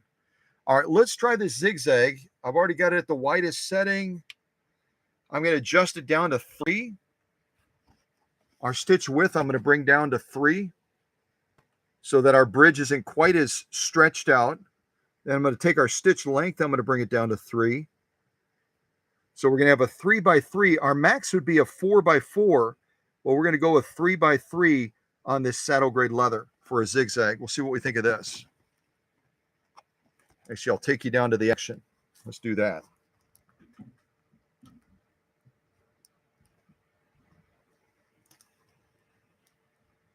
Okay, I think that's pretty good. All right, here we go with a zigzag through about 4 ounces of saddle grade leather. Here we go.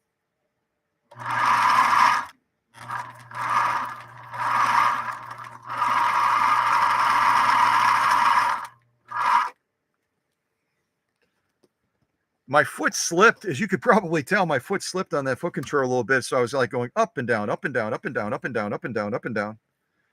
Yeah, we're not going to have to do another column. Our stitch balance with a lock in the top is spot on. So we haven't made any tension adjustments, and we've gone from cotton now to saddle grade leather, and we're still getting a real nice balance, real nice balance between the top stitch and the lock stitch. Real nice balance.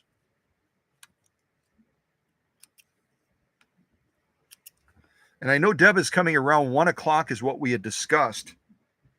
But she also had some medical appointments that she was having to do. So she might run a little bit late. We'll have to see. So let me show you this stitch we just did. Let's see.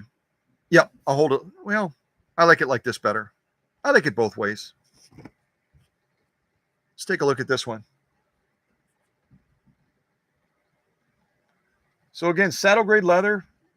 You see the thickness.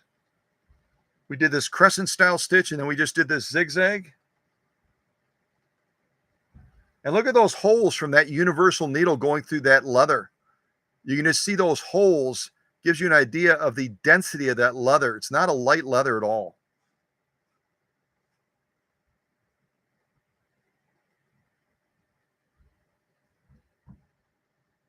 Beautiful, beautiful stitching.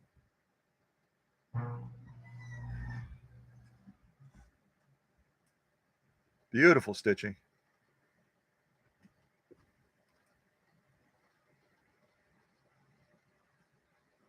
We turn it over, and again, look at the thickness as we turn it over. Here's our lock stitching.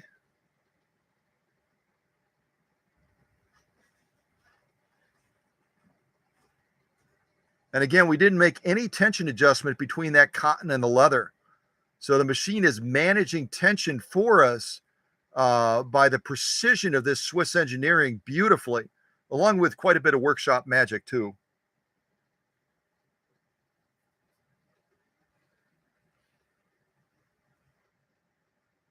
Beautiful stitching.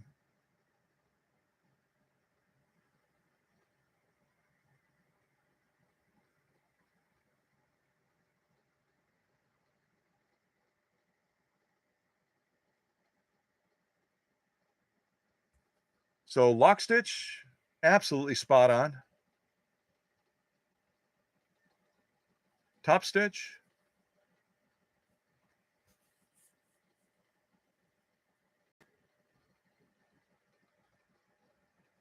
Yeah. So definitely a pass on this saddle grade leather. Beautiful job by this Bernina model 707. I'm going to move that to the back. Let's see what else. We're kind of on a leather roll right now, but maybe I'll jump around a little bit. Let's see what else we have here. We got some of this bubblegum material. I didn't test this off camera, but I've got some of this bubblegum material. Maybe we can zip down some of this, and we'll try a variety of stitches on it just to see how it presents on this material. And if you're wondering, why is he calling it a bubblegum material?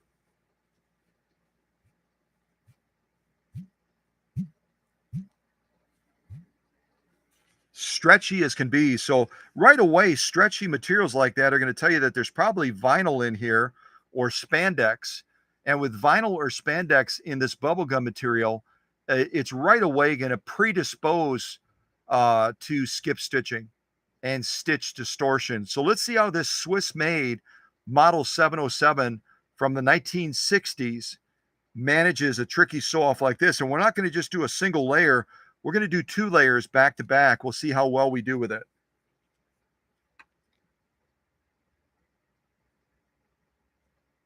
All right, presser foot is down.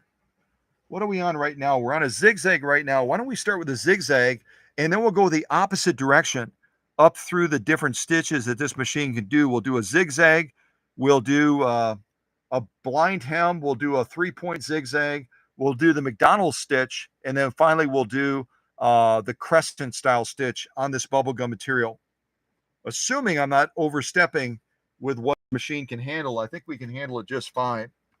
And I'm also going to hedge my bet a little bit by clipping this together. See if we can keep these fairly even. But if you think this material is an easy sew off, I'll be glad to send you some. And then you'll gain a new respect for how difficult this bubblegum material is to sew. I remember our dear friend Sonny that recently passed away out in Pennsylvania, always at the live streams.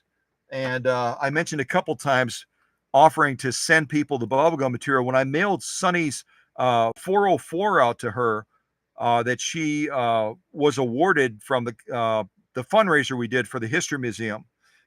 She tried some of that bubblegum material and she said, holy mackerel, that was tougher than I thought it was going to be. Much, much tougher.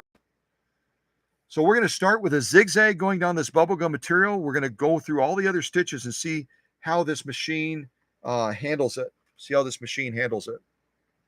All right, here we go. Let's start with the zigzag and then we'll go from there. Oops, I better take look where my take-up arm is right now. Not good. Up, up, up. Up, up further. Still up further. Still up further. Keep going. There we go. That's the perfect launching point right there. That's going to give us the best likelihood of having success. All right, here we go. Keep your fingers crossed. I did not try this off camera. Did not try it. I'm going to really slow it down.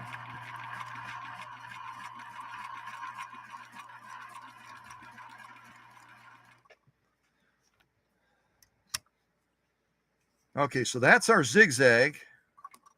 Just going to take a look at our balance as far as tension, spot on.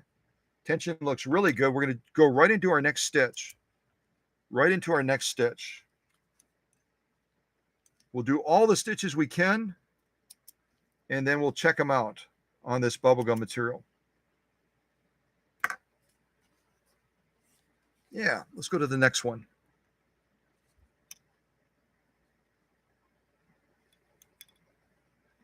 Okay, so now we're doing a blind hem stitch. We got to make a couple little adjustments, maybe. Couple little adjustments. So right now we're on 3 on stitch width. I think for the blind hem, we're going to go up to 4. And then we're going to shorten our stitch length a little bit more. I'm going to go down to about right around 1.5. Right about 1.5. So we're on 4, 1.5. And I'll actually take you down to the action on this so you can check it out. But we got to remember to do one thing first. We got to change our stitch selector up here to blind hem. Okay, so we have our stitch selector on blind hem now, which is number 2 as far as the stitch patterns, number 2.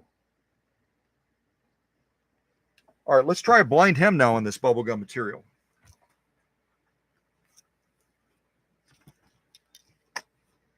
Actually, I'll wait to bring you down to the action until I get to one of the other stitches that's going to give me a little bit more control over directing the material. All right, so just be patient as we do this next one from a greater distance. Yeah, you can still see it.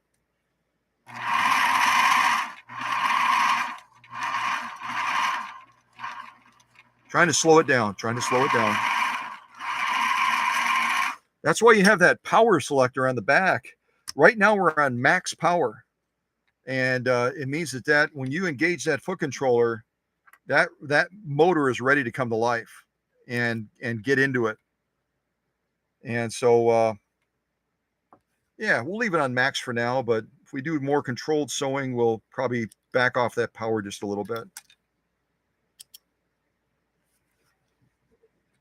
All right, let's go on to the next one. So we got a zigzag, we got the blind hem. Now we're going to go on to, I believe it's the 3-point zigzag. And I'm going to leave everything the same, but we just have to change the stitch selector. I'm going to bump this up to the 3-point zigzag now.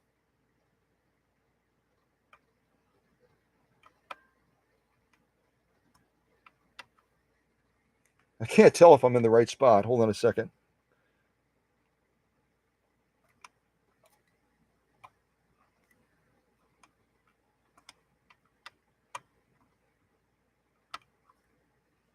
I think I'm back in the same spot again. There we go. I finally got it. It's a little tricky as you're working against. There's a tension spring on there that pushes it back to the left, and you have to kind of fight that spring a little bit to move that lever into the appropriate spot. I think we're in the right spot now for that 3-point zigzag. So let's lay that down next. The only thing I'm going to change a little bit is I'm going to tighten this up even a little bit more on the stitch length, a little bit more. We're not going as far as we did the first time, but a little bit more on that. So, all right, let's do this next one. This is going to be a 3-point zigzag on this bubblegum material. A lot of needle movement on this one. And this one might be a good one for you to watch. See if I can move it like this.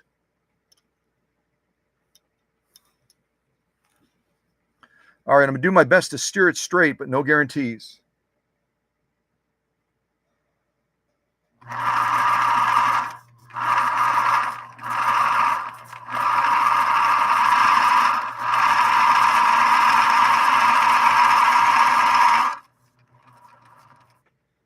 There we go.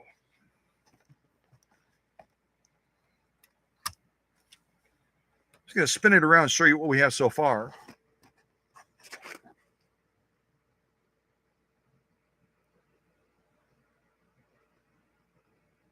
That is some beautiful stitching. Very beautiful stitching by this Swiss Bernina 707. Really, really nice. And we'll look at these closer in just a little bit. We'll look at these closer in a little bit. I want to try to get through all the stitches, and then we'll look at them in totality.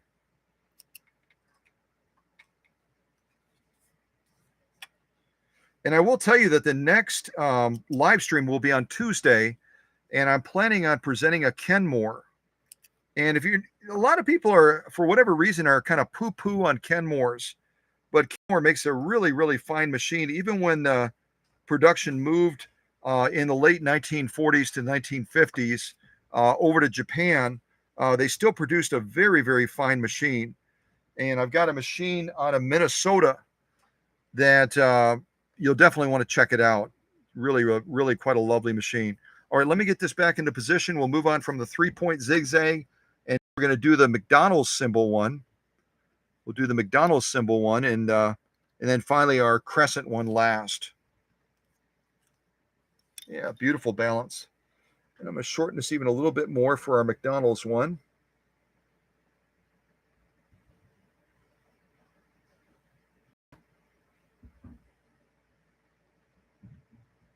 Really, really going to make this McDonald's one nice and tight. Hopefully we'll get a real nice presentation of that stitch on this bubblegum material. All right, angle that camera down a little bit more. This.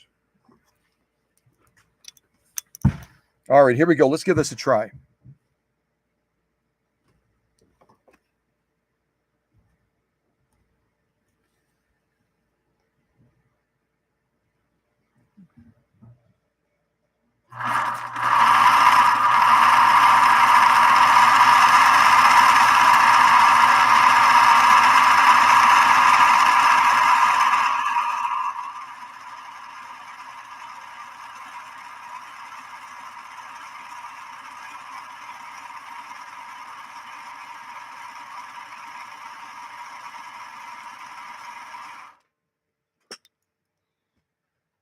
Oh, I see what I forgot to do. See that? Isn't it great when I make a mistake? Because then you can look at that mistake and say, oh, he's teaching us a lesson. He's teaching us a lesson. He meant to make that mistake. He forgot to change the stitch selector on top to the McDonald's symbol, but he wanted to show us another version of the 3-point zigzag to show how different this stitch presentation can be. You're exactly right. That's exactly what I meant to do. No, not at all. But it is kind of cool to see the contrast of stitching. Let me bring it up a little bit closer to the camera. Same stitch, 3-point zigzag, very, very different look to it. Very different look. All right, now let me do the right thing. Now let me do the right thing and change the stitch selector on top so that we can actually get the McDonald's symbol, sort of, that I intended to do this time. But instead, we got another really nice 3-point zigzag, and that's fine too. All right, let's try this again. Let's try this again. So yeah, remember to change the stitch selector. It's kind of out of sight, out of mind, and you're getting ready to jump into the next stitch, and you have to consciously say to yourself, oh, that's right, I got to switch it. I got to switch it. All right, let's try this again. And this time we'll actually change stitch pattern. Let's actually change stitch pattern this time. So now I'm going to push this to the side, move it up to McDonald's symbol. There we go. I think I'm in the right spot. And we'll do stitch number 4 now, which is what I had planned to do before, but we didn't do it. So now we got 2 3-point zigzags, which is okay because it's like one of my favorite stitches ever. One of my favorite stitches. I think a lot of people like that stitch. Yeah, kind of a fun contrast there. Okay, now we're gonna sew a stitch for McDonald's. Hopefully, maybe. You never know. All right, here we go. Let's give this a try.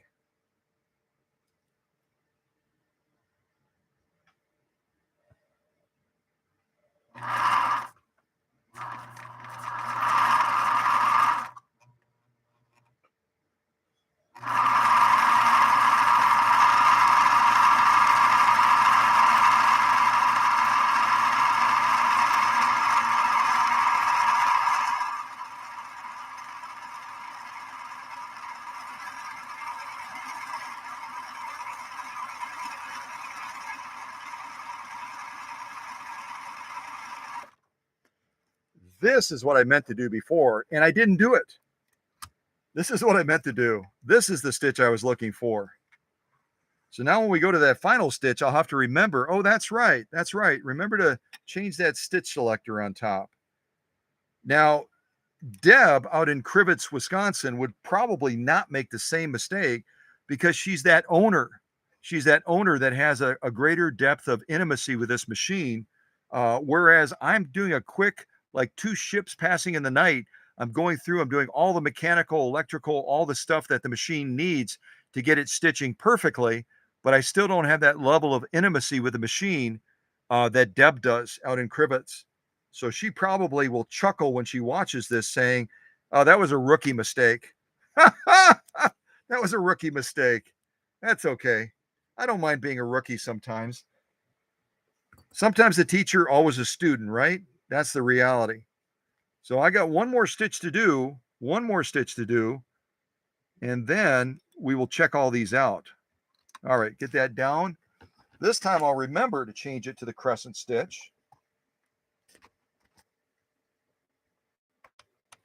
All the way to the top. And now we'll move on from stitch 4 to stitch 5, and we'll check this one out as well. And I'll take you down to the action so you can watch it. Okay, I think I've got that set pretty well. All right, let me get that lined up, and we'll get this one done. Yeah, that's a fun one. You can already see it in the shot. You can see all the stitches in the shot. So this 707, does it stitch page 34 plus? You bet it does.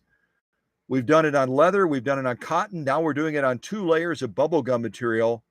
And probably this is one of the toughest sew-offs in maintaining clarity of stitch. And if you look at those stitches, they are off the charts. Off the charts, beautiful. All right, let's do this final stitch and see what we think. All right, and I'll try to keep the camera angled so you can see the action. All right, here we go.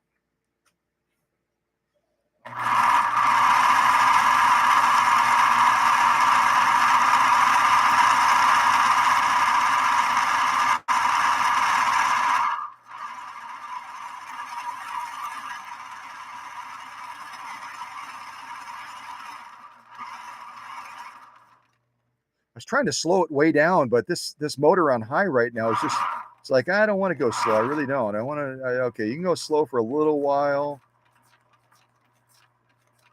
All right, let's speed it up. A lot of power.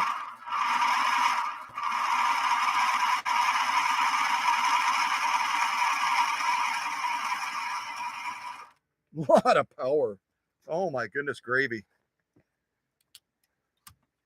A lot of power.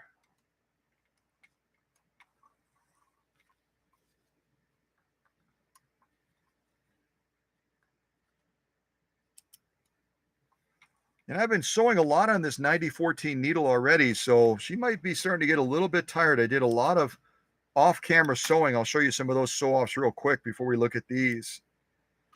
Off-camera, before I came onto this live stream, I did saddle grade leather. This is one that I did off-camera.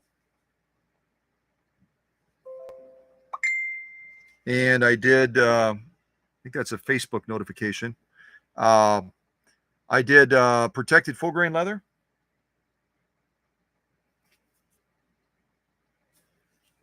And I did 100% cotton. This is a different color than what I'm using now, I think. This is more of a, well, maybe not. No, this is the same color I used, this teal color. And the camera doesn't like it, so I've got to avoid this stuff in the future. Camera doesn't like it generally. But this is all off camera, not a huge amount, but a couple of leathers, and that can start to break down a needle a little bit. So let's check these out that we just did and see what we think of these. Hopefully this bubblegum material is easy enough for the camera to focus on.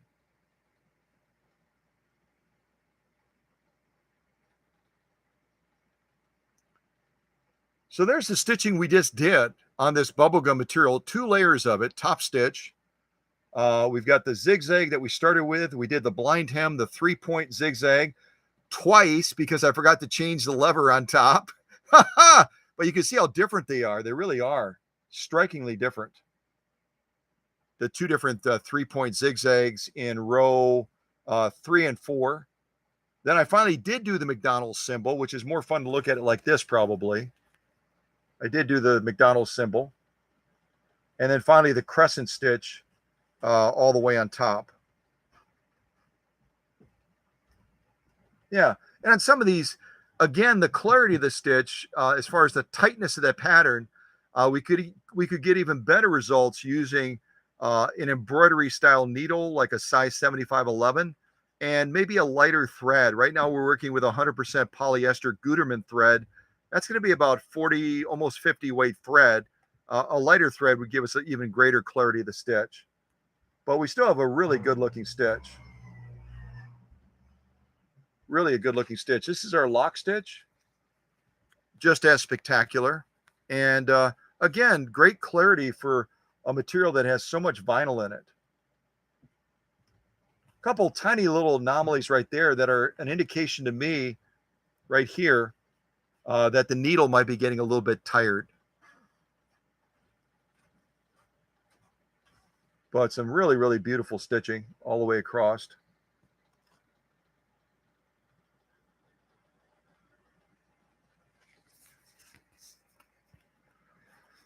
So I'll make the offer again. If anyone wants to try this bubblegum material, if anyone wants to try it, you're more than welcome to reach out and I'll mail you some of this stuff off. It'll probably be a chunk about as big as this, so you can try stitching on it. Because I'll tell you, once you try stitching this stuff, you don't forget. You don't forget. It really is humbling. Really is humbling. So some beautiful stitching all the way across this material. I'll throw that to the back. Let's see what else we have. Maybe we'll move into some, this is a genuine elk hide, real dense leather, and the thickness you can see from the side. It's basically like a belt, a thick belt.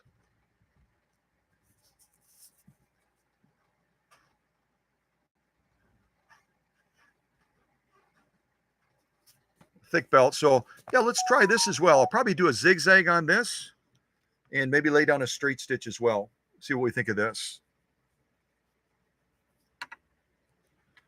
All right, so I better remember to change my stitch selector, right? Better remember to change the stitch selector. Also, let's see, we'll do probably a 3 as far as stitch length. And we'll do a 3 on stitch width. I did that off camera. So I basically moved our stitch length selector to 3. I moved our stitch width selector, this outer ring, to 3 as well. Now we need to go up top and go away from the crescent stitch that we just sewed all the way to the zigzag right there. So now we're set on zigzag, and then we'll do a straight stitch after that. Yeah, and I'll just leave the camera where it is because these stitches usually go pretty quick without all that needle movement. So, all right, so, and I'm not going to give it any hand start. Not going to give it any hand start. We're just going to launch into it. We've got the motor set on high right now on the back, that little switch that you can move to go from around 0.6 amps all the way up to 0.9 amps peaking. So we are at max power right now. We should be able to get this done very easily. So a zigzag first and then a straight stitch after that. All right, here we go.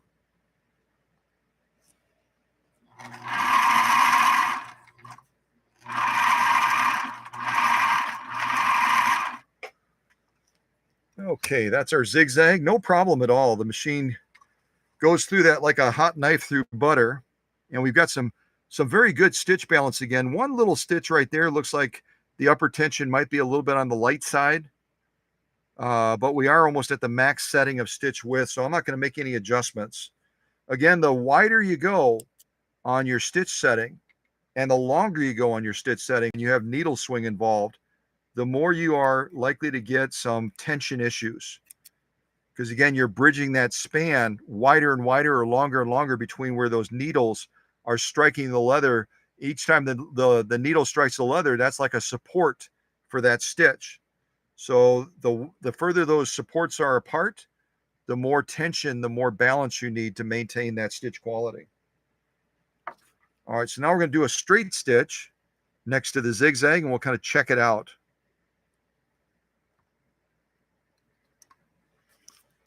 So the adjustments for a straight stitch, we've got to remember to change this up here all the way down to straight stitch. Then we have to decide if we want to leave our straight stitch the same. We have to adjust this, obviously, to 0. This is our stitch width. We're taking that down to 0 so we can do a straight stitch. And then we're looking at this and we're saying, oh, yeah, we'll leave it right around 3. So we have a 3 setting for stitch length. Our max would be 4 to give us the longest stitch. And our stitch width is at 0 to give us a straight stitch. Center needle position. We've changed that to straight stitch as well, so we should be good to go. Let's do this next stitch, and then we'll check it out. And I might pick out a decorative stitch, maybe a 3-point zigzag, and lay down a 3-point zigzag since we have a little bit of extra space next to it. Then we'll have 3 stitch lines to look at. All right, I think I got that in place. Take up arm is all the way up. Let's give us a try.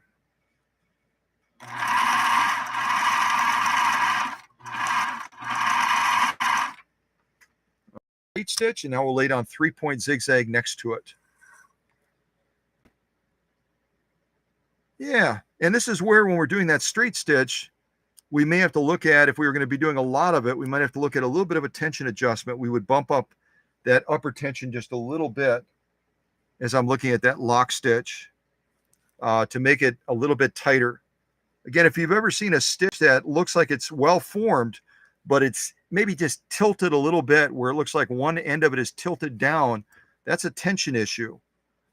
And not pronounced on the back for the lock stitch, but just a little bit of a tension imbalance. Very, very minor. All right, so let's lay down one more stitch next to this. I'm kind of debating what I want to do. Matter of fact, why don't I do this? Why don't I get your input? Why don't I get your input on one of the stitches that we can lay down on this genuine elk hide, and I'll let you pick any of them other than a straight or a zigzag. We already did those, but you can pick the crescent, you can pick the McDonald's, you can pick the blind hem, or the 3-point zigzag. I'll show you those stitches again on top real quick.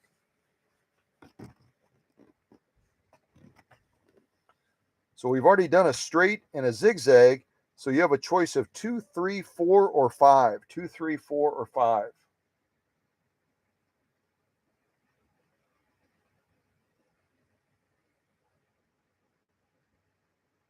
Two, three, 4, or 5. I'll just see what the majority of people want to see by looking at the live chat. Let's see here.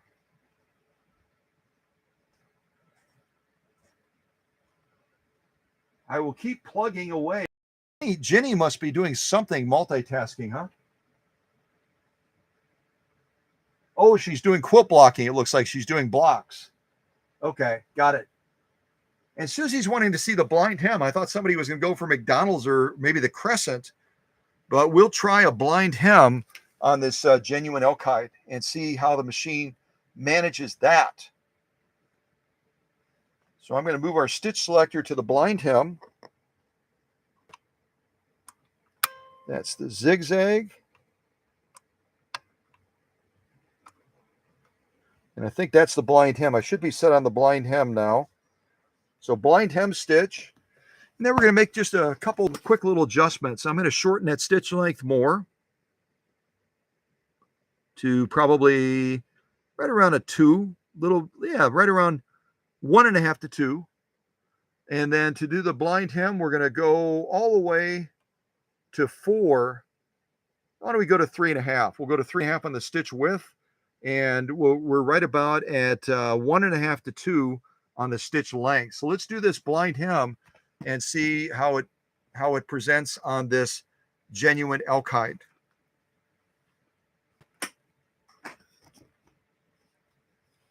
All right, here we go. Take up arms up. There we go.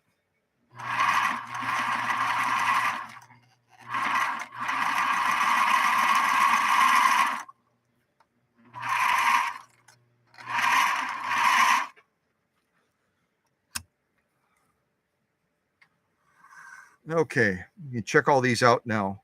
Yeah, I'm seeing on this, because this elk hide is a lot more dense as far as the leather piercing. It's got a much piercing threshold than some of the other leathers, with the exception of full grain. It puts a little bit more of a stress on the machine in maintaining that stitch tension for the lock stitch. Because again, when that universal needle sweeps down through the leather, it's got to pull that thread back up through the leather again to make it taut. And if there's not enough tension, it'll be a little bit on the looser side. Generally, we're managing it very well, but I'll let you look at it and be the judge of that. So a zigzag, a straight stitch, and a blind hem. We'll take a look at all of those on this genuine elk hide.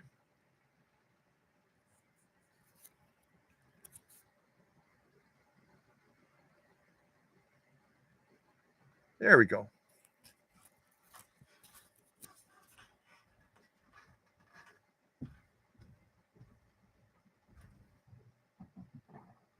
Very good looking stitching. Very, very nice.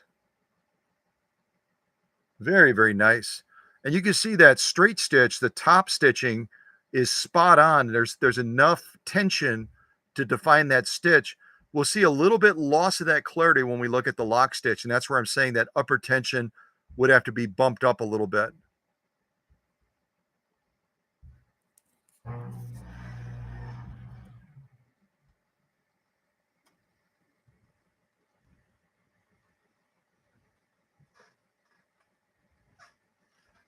Very, very nice.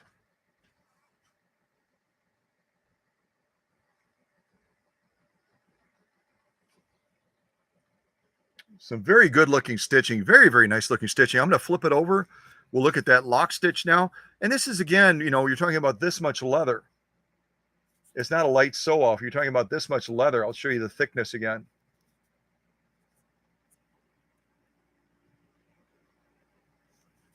Trying to show you the thickness again.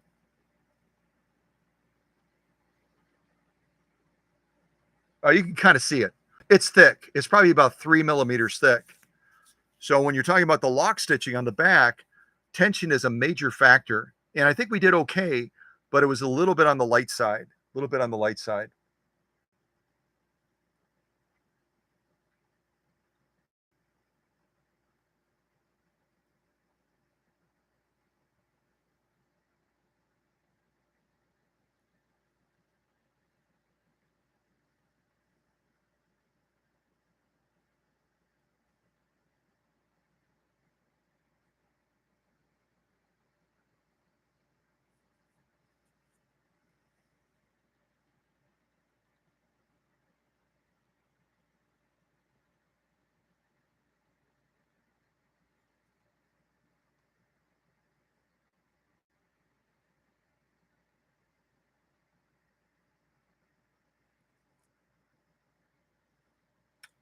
Lock stitch and top stitch. Oops. Yeah, again, this machine really does impress. It's a fairly lightweight machine, about 18 pounds, but it's got a very powerful Swiss engineered motor in it. And it really goes after the heavy sew offs, especially if you have that motor on the back of there switched on high. You're going to have more than enough power to get the job done.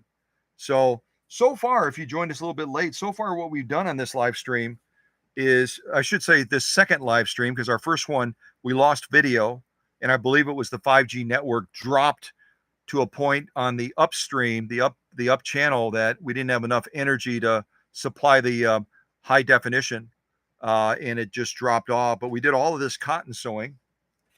Whoops. We did all this cotton sewing.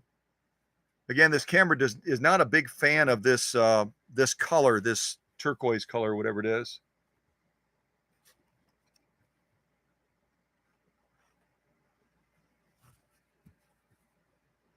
So we did all of this. We could actually see it. Put that down again, see if that helps. Yeah, this camera hates this material. Remind me never to use this color cotton again. There it is, finally. So anyway, we did the sewing on this cotton. Beautiful, beautiful stitching. Well, you just saw us do the saddle grade leather. We did the crescent stitch. We did the zigzag. Beautiful stitching there. Bubblegum material, real tricky stuff. And we had a great outcome there as well, with some really, really beautiful stitching. And we also did, we just did the genuine elk hide. And we got a beautiful outcome on that as well. So, yeah. So, I mean, we could quit here, but we'll probably do a couple more just for fun. And of course, I'm going to end with some Swiss polka style music, kind of German Swiss polka music, sewing around in a circle on this saddle grade. I'll let you pick the stitch that we're going to do. And, probably pick something a little fancier. It'd be kind of fun to go around here and create like a little tapestry on here. And also I got some of this denim as well. Because I've only got a size, I've kind of learned my lesson, because I only have a size 90-14 needle, size 90-14. I'm probably going to limit it to 4 layers. Every time I try to step this up to 6 layers, and I use only a 90-14 needle instead of a 100 or a 110, I have issues with managing that tension and that needle being able to cut a nice path through that material. So I'm going to stick to 4 this time, and we'll see how this machine handles that. 4 layers is not a walk in the park. Look at that.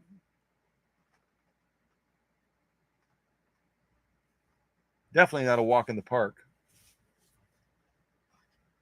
So we'll give it a go and see how this machine handles it. Probably lay down a zigzag. So much easier to see a zigzag on this material.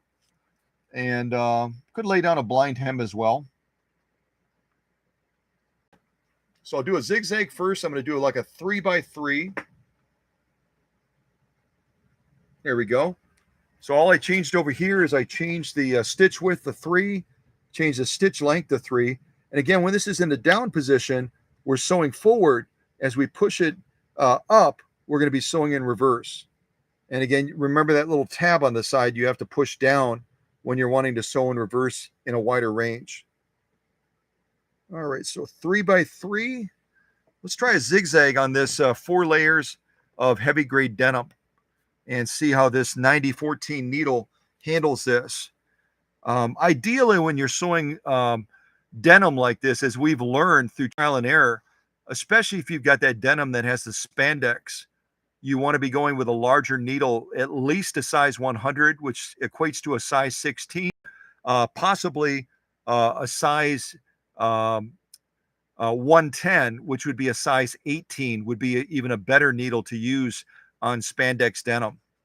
So just keep that in mind. We're pretty much at our max with 4 layers right now as far as stitching this with this type of needle. All right, here we go.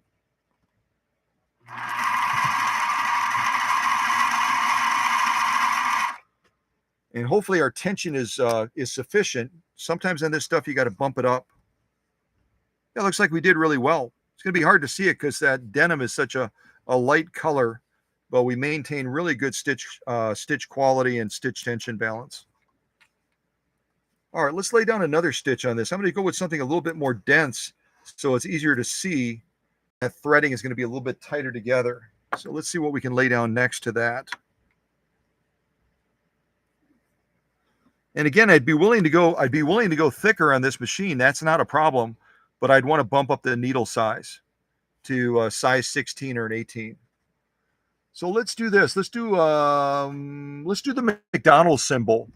We'll do the McDonald's symbol now.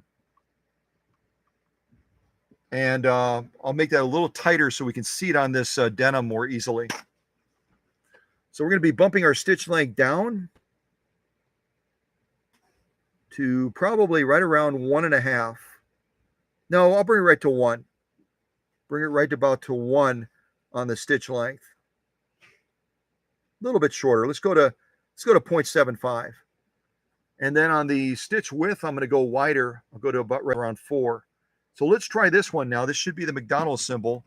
And because it's fairly compact as far as the thread concentration, we should be able to see it against this light denim fairly well, I hope. All right, here we go.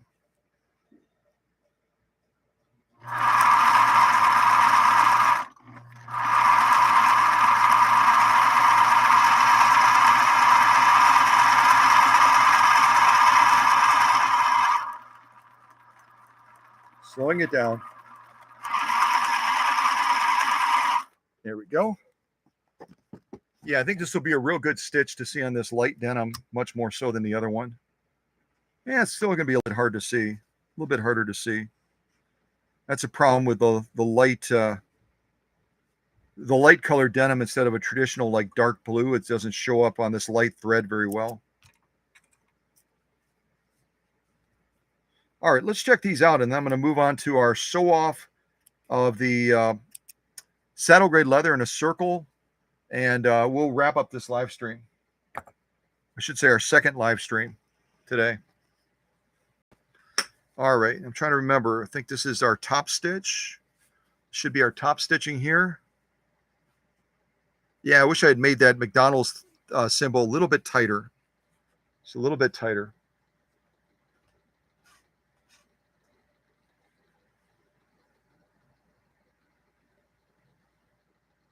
And that camera is saying, I don't think so. I don't think so.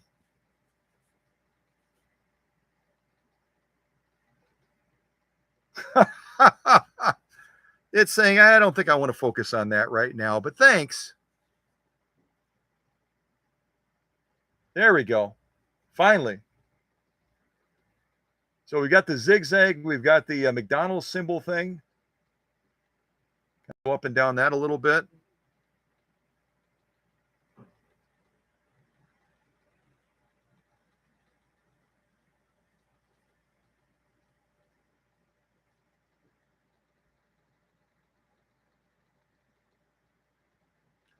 kind of hard to see because of that, the color of the thread in relation to the material.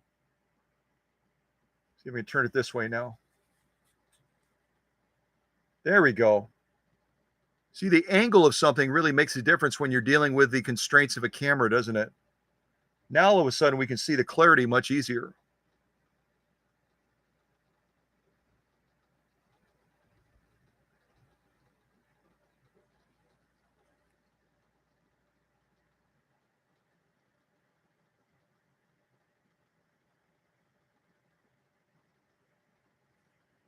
Totality.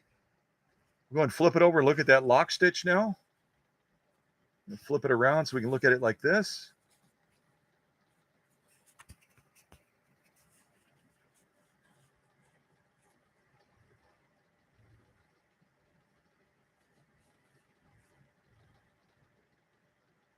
It's going to give us a hard time again on focusing on that. And then eventually it'll say, okay, I'm ready.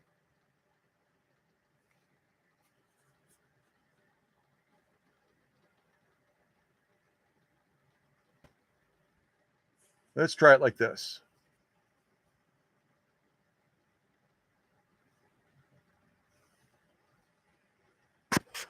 Change the angle of the camera. There we go. So this again is our lock stitching.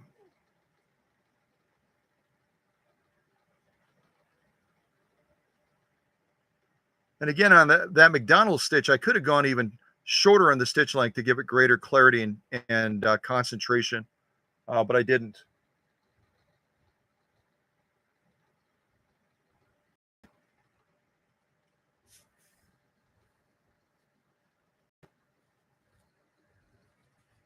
Check the angle here.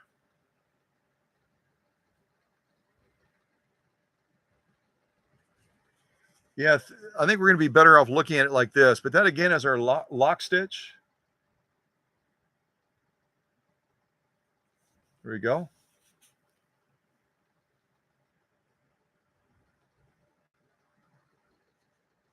And again, the thickness to give you an idea, that's our lock stitch.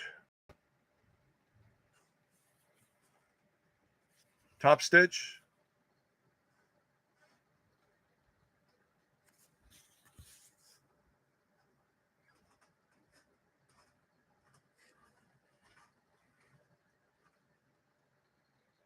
Really a good job. Again, a 9014 needle. Ideally, when you start to get in this level of sewing with that much material, a size 100 is going to be a better bet, a size 16. But we're using a size 9014, and we're still getting a really, really good result. And again, if we shorten that stitch even more, we're going to be able to get even greater clarity of that pattern. So I'm really pleased, really a good outcome for this heavy grade denim. Yeah, really good outcome. Yeah, camera again is saying, I'm done. I'm going to move that to the back with the other sew-offs. So far we've done a fairly decent sew-off sandwich. You kind of see what we've done so far. Between the cotton, bubblegum material, denim, saddle grade leather, genuine elk hide. And we're just going to do one more now, and then we're going to wrap this up. Because I'm guessing those contractors are probably going to have questions upstairs, and they're patiently waiting for me to finish up. So we'll see if we can get this done. Let me get this saddle grade leather. And again, look at the thickness of that from the side. This is even when you cut different parts from the hide, certain parts are going to be thicker. This is probably almost 5 ounces of leather right here. You can show it to you like that.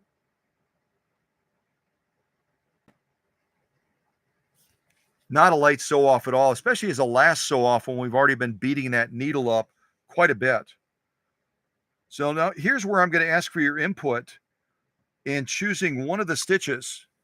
Either choosing the crescent. The crescent would be a real pretty one, possibly. The McDonald's symbol would be pretty cool. The 3-point zigzag would be pretty cool. If someone's just bound and determined they want to pick a blind hem, okay, but why don't I limit you to seeing who has the most interest either in the crescent, the McDonald's, or the 3-point zigzag, because the blind hem is okay, but I think those other ones would present even better. on this leather. So what do you guys think? Crescent, which is that bird type one, um, the McDonald's one, or the 3-point zigzag? I'll show them to you again on top.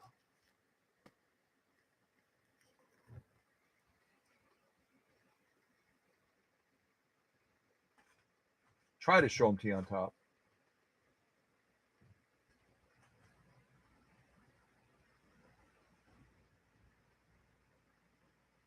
And if you've been kind of sitting back, don't feel like you always have to let someone else, dictate things. I know that there are a number of folks, Susie and Emma and others, that are willing to jump in right away and give their input, which is great. But we certainly want others to be able to chime in as well. So let's see who's jumping into this. Oh, good, good. So Susie and Rose are both saying let's do crescent. I agree. I think it's a really cool stitch.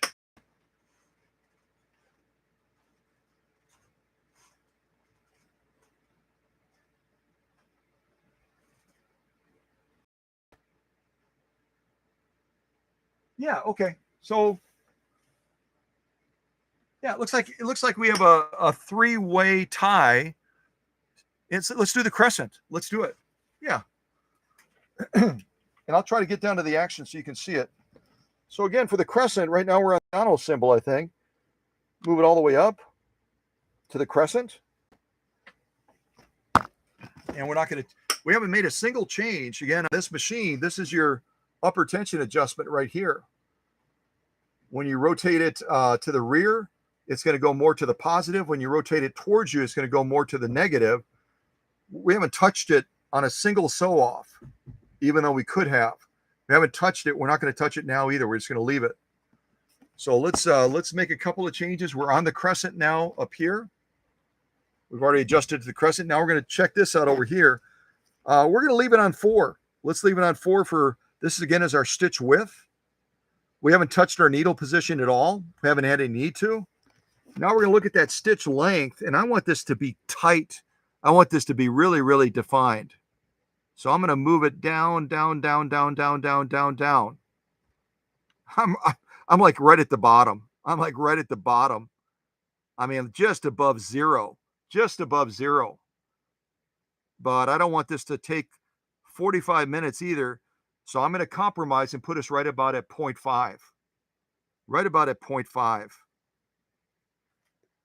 It's not going to have quite the clarity that I want, but it's going to be really close. Now I need to get some polka music set up. Polka Swiss style music. Let me see what I can do. Polka Swiss music. I already have it set up, do I? Really? List. Marching military. Then I've got the birthday song too, but we're not going to do the birthday song right now. I just feel like I want to turn my light on for a little bit. That LED light is so bright in there now. Yeah, I'm not going to do dance music. That wouldn't be cool. Now let's do polka music.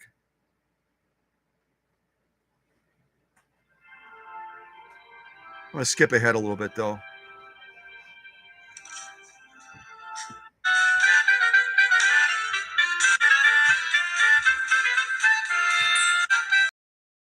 All right.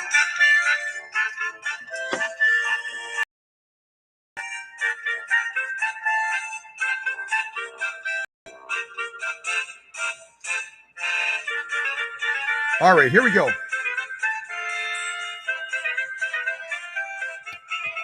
And I'm not going to try to hold the camera down there. This is going to be crazy. All right, just watch it from here.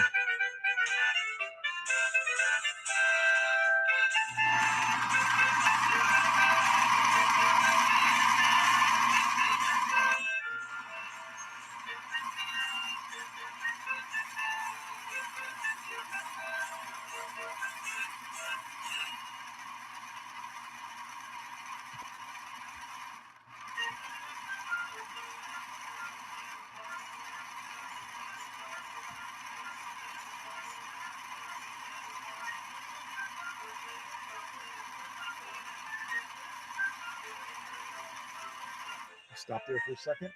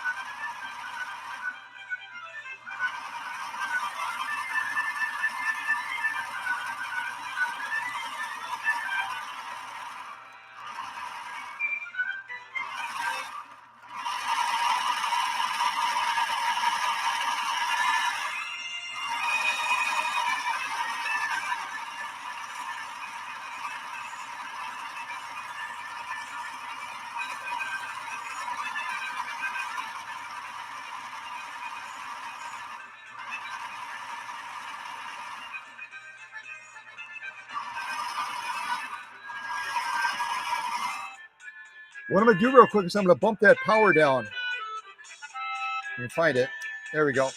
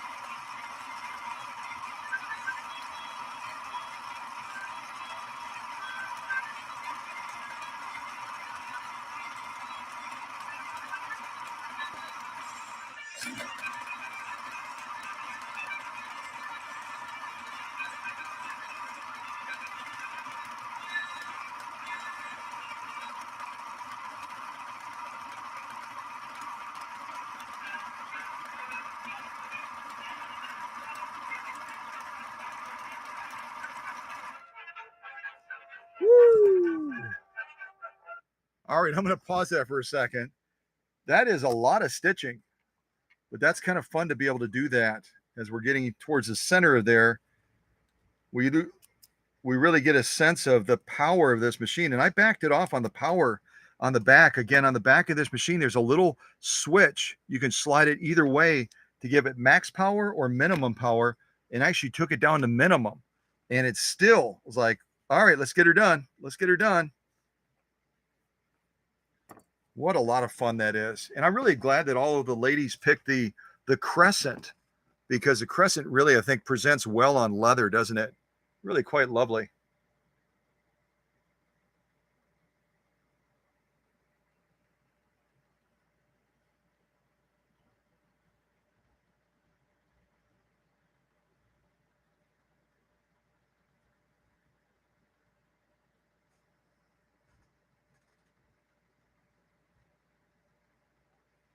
Whoops.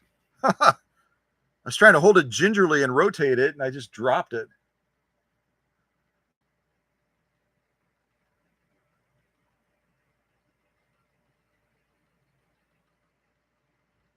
Just a beautiful stitch. I probably could have gone even a little bit more narrow on it to give it bigger peaks.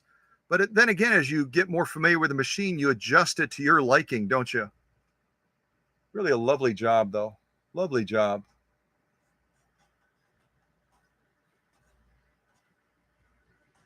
Lock stitching?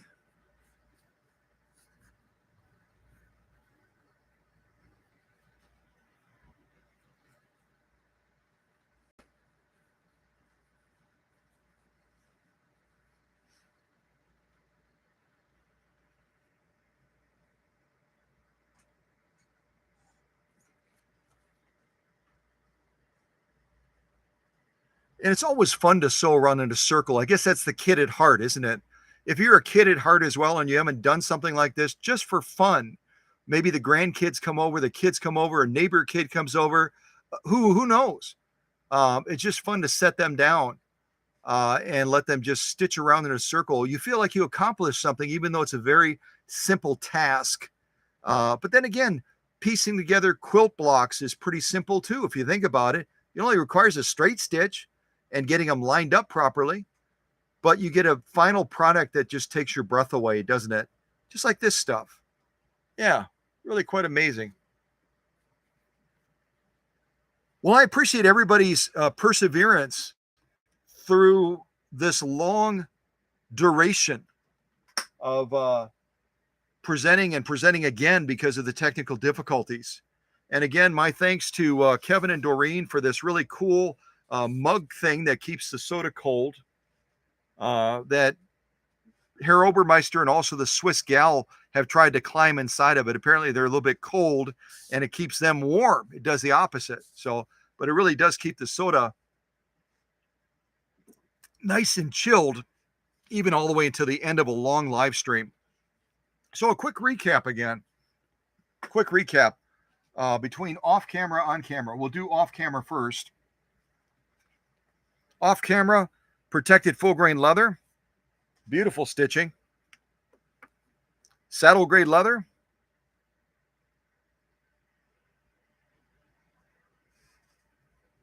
Yeah, saddle grade leather. Beautiful stitching. What else? I think I had cotton. Yeah, cotton as well, off camera.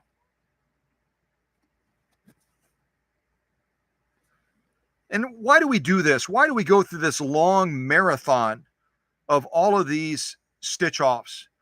It's to really, really put that machine to the test. You'll see other places. I'll come into the camera shot real quick. You'll see other places where they'll present a machine, maybe if they're trying to sell it, and they'll show one stitch line. Like that's telling the story of the machine. And one hopes that they actually sewed it on that machine. Sometimes they don't. They'll sew it on another machine and then put it underneath the presser foot. How do I know this? Because I've gotten those machine in the workshop where someone's bought a machine and it showed a beautiful stitch off. And then you put that machine to the test under pressure. It can't do anything like that at all. So just be careful out there. Be careful if you're going to get a machine. Make sure that that person has really, really run that machine through the paces. So you have the confidence that that machine is going to be able to handle whatever project you put in front of it. That's why we do what we do on these live streams. And there's no faking it when you're on a live stream. It either is or it isn't. And then you can really have the trust and confidence that that machine's going to get the job done. You know what I mean? Yeah. Okay. So then we also, on camera, I'll do them kind of backwards. On camera, we ran it through the paces on this 100% cotton and did some beautiful stitching on that. There it is. See, this is running it through the paces. This is the real deal.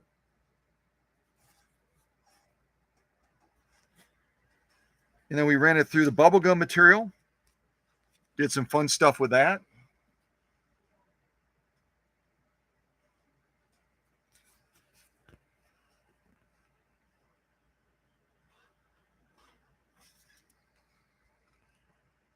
Top stitch, lock stitch. And then we ran it through this denim, which was like nearly impossible to see. Well, we ran it through this denim, these 4 layers of denim, and got a beautiful stitch, not only with the McDonald's symbol, but also with a basic zigzag, I believe we did. There were some beautiful results. Yeah, there it is. And we ran it through saddle grade leather, thick piece of that, laid down the crescent, and then also a zigzag as well. Beautiful stitching, lock stitch, top stitch. And we ran it through genuine elk hide, one of the toughest leathers that you can sew. Look at the side of that. It's like sewing through a belt. And we laid down a zigzag, a straight stitch, and then also a blind hem stitch as well. If the camera says, I don't know if I want to show that or not. There it is. Look at that from the side.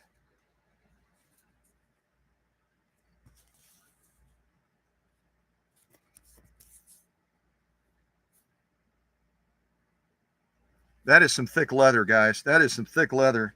And then finally, we wrapped it up with a little bit of polka music or some Swiss music. And we sewed through this saddle grade leather with that crescent pattern that everyone wanted to see. And we zipped around and zipped around and zipped around and laid down some beautiful, beautiful page 34 stitching on this leather as well. There it is. Yeah. So what does a real testing of a machine look like if you're not window dressing, if you're really wanting to have the confidence that that machine is ready to graduate from the workshop? This is what it looks like right here.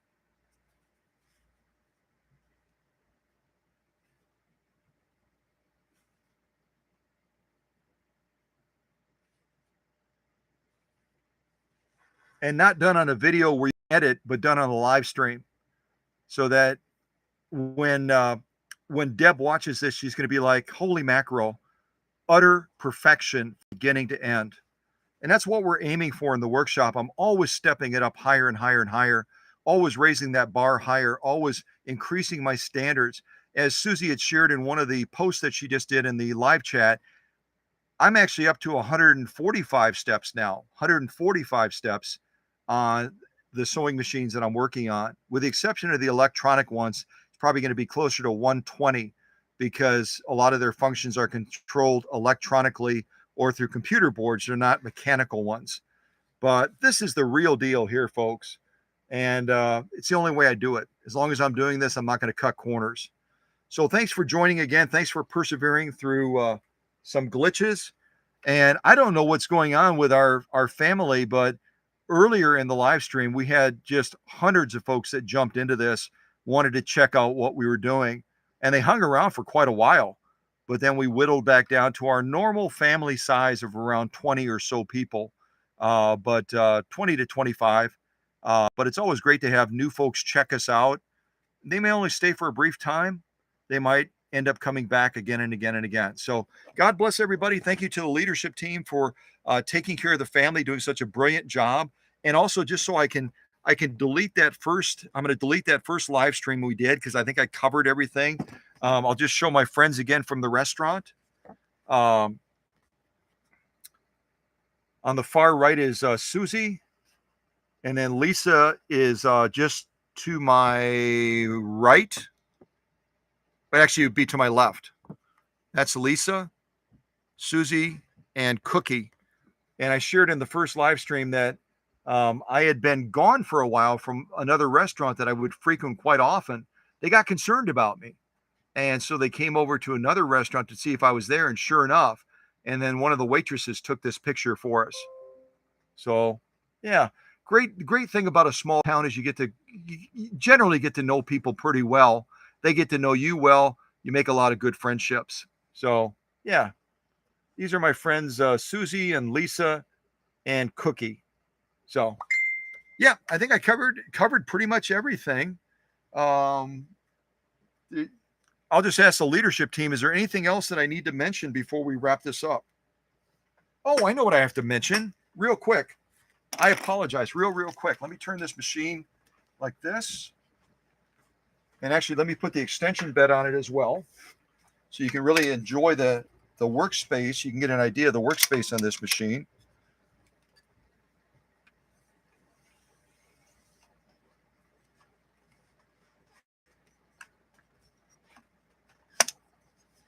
Yeah, I got a little crooked there. Let's try that again. It's easier if you're sitting down when you put this thing on. It just is kind of weird, but it is. There we go. Lock it in place. You can admire the workspace on this Swiss made 707. Really quite spectacular. I'll turn our light on now because we're done trying to get the camera to focus on that. Turn it even a little bit more. There we go. One other thing I forgot to do, almost forgot to do with all the craziness, the banging upstairs with the contractors, 2 live streams. Well, we finally got through all of this. I wanted to open a box from Susie with some new hats that she designed. Give me just a moment.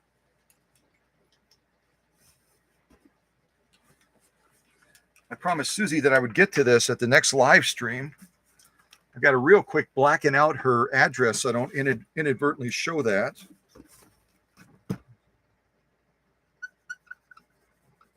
Okay, so I blackened out her address so we're safe there. I really do take privacy seriously, so I don't want somebody to make the mistake of trying to bother Susie and then Susie will hit him with a baseball bat or something like that. All right, let's check this out.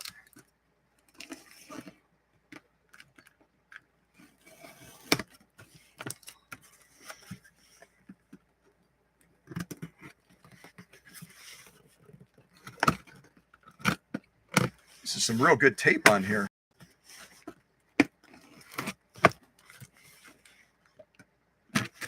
Oh, I almost cut myself. Slow down, Scott. Slow down. Slow down. Slow down, buddy.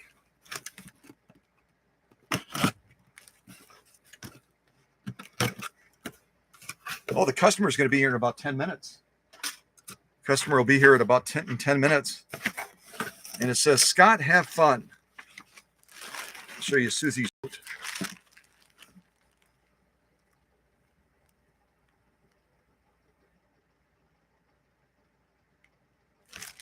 All right, let's check these out. These are the latest designed by Susie. And I think it's built around the theme of Wizard of Okanto. Move this box out of the way. Oh, these are gorgeous, Susie. I like these a lot. I like these a lot. We'll have to give one of these away.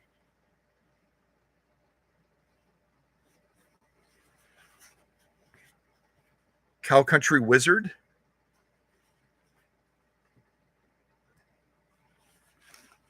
And then just Wizard. And they all have a glitter style to them. They're not just plain lettering. They've got like a glitter style. I don't know if you can see that in the camera or not. But I like the black as well. So Wizard, Cow Country Wizard, and Wizard of Okanto. I think if I were to ask the mayor, and the mayor and I know each other quite well, if I were to say to Mayor Panetti, which one do you like best? Which one do you think the mayor would pick? Mayor John Panetti. This one, or this one? Which one? Number 1, number 2, or number 3? I think I know which one the mayor would pick.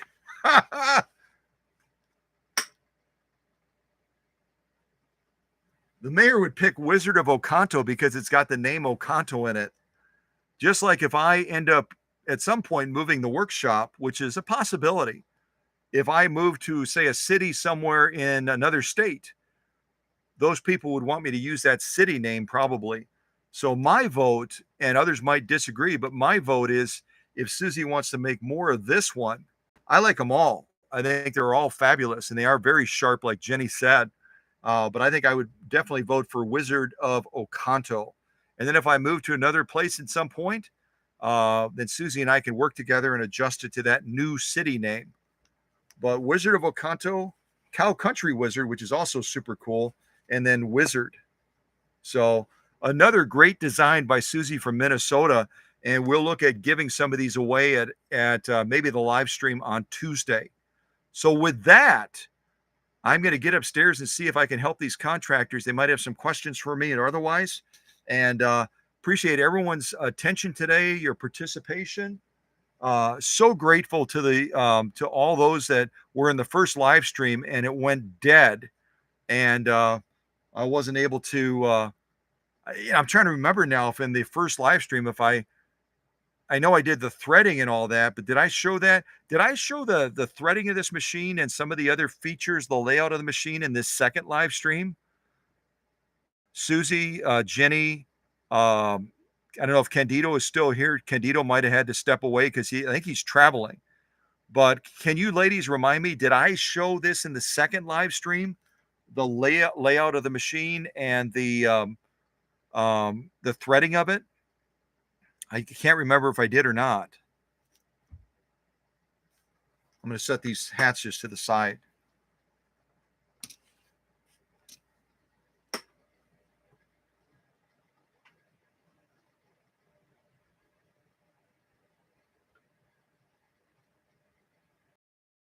So Jenny agrees with me. The mayor would want Wizard of Okanto.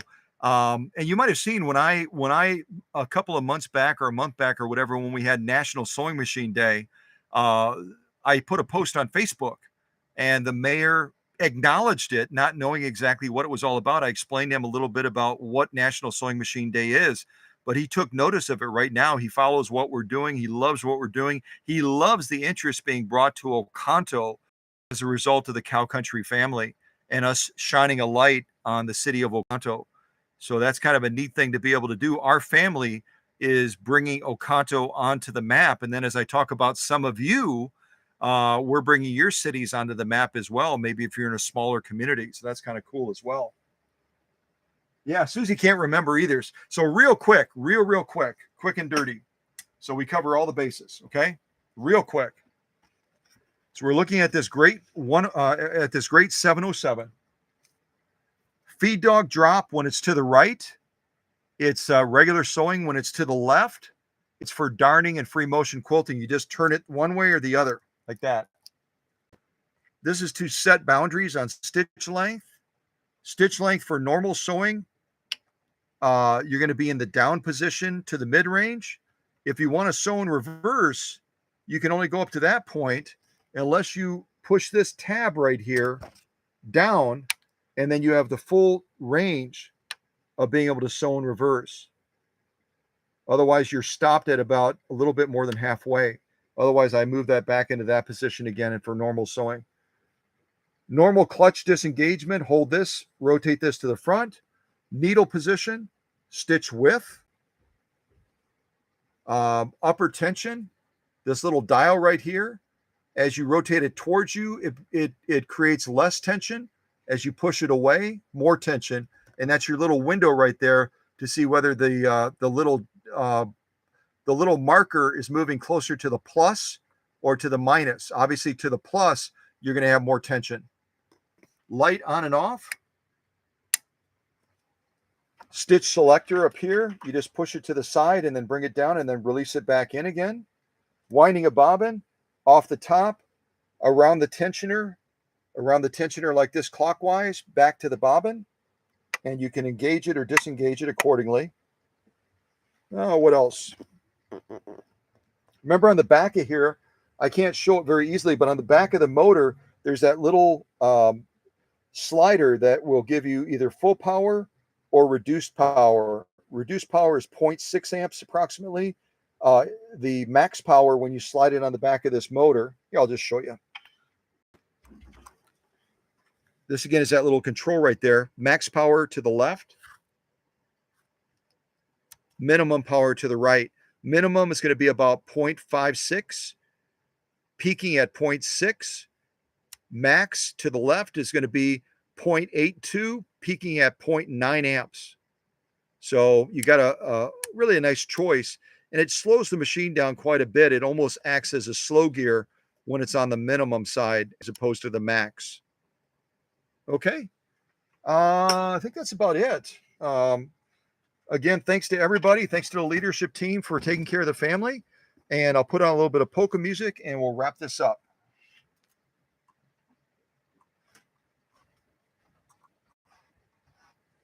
Turn our light back on.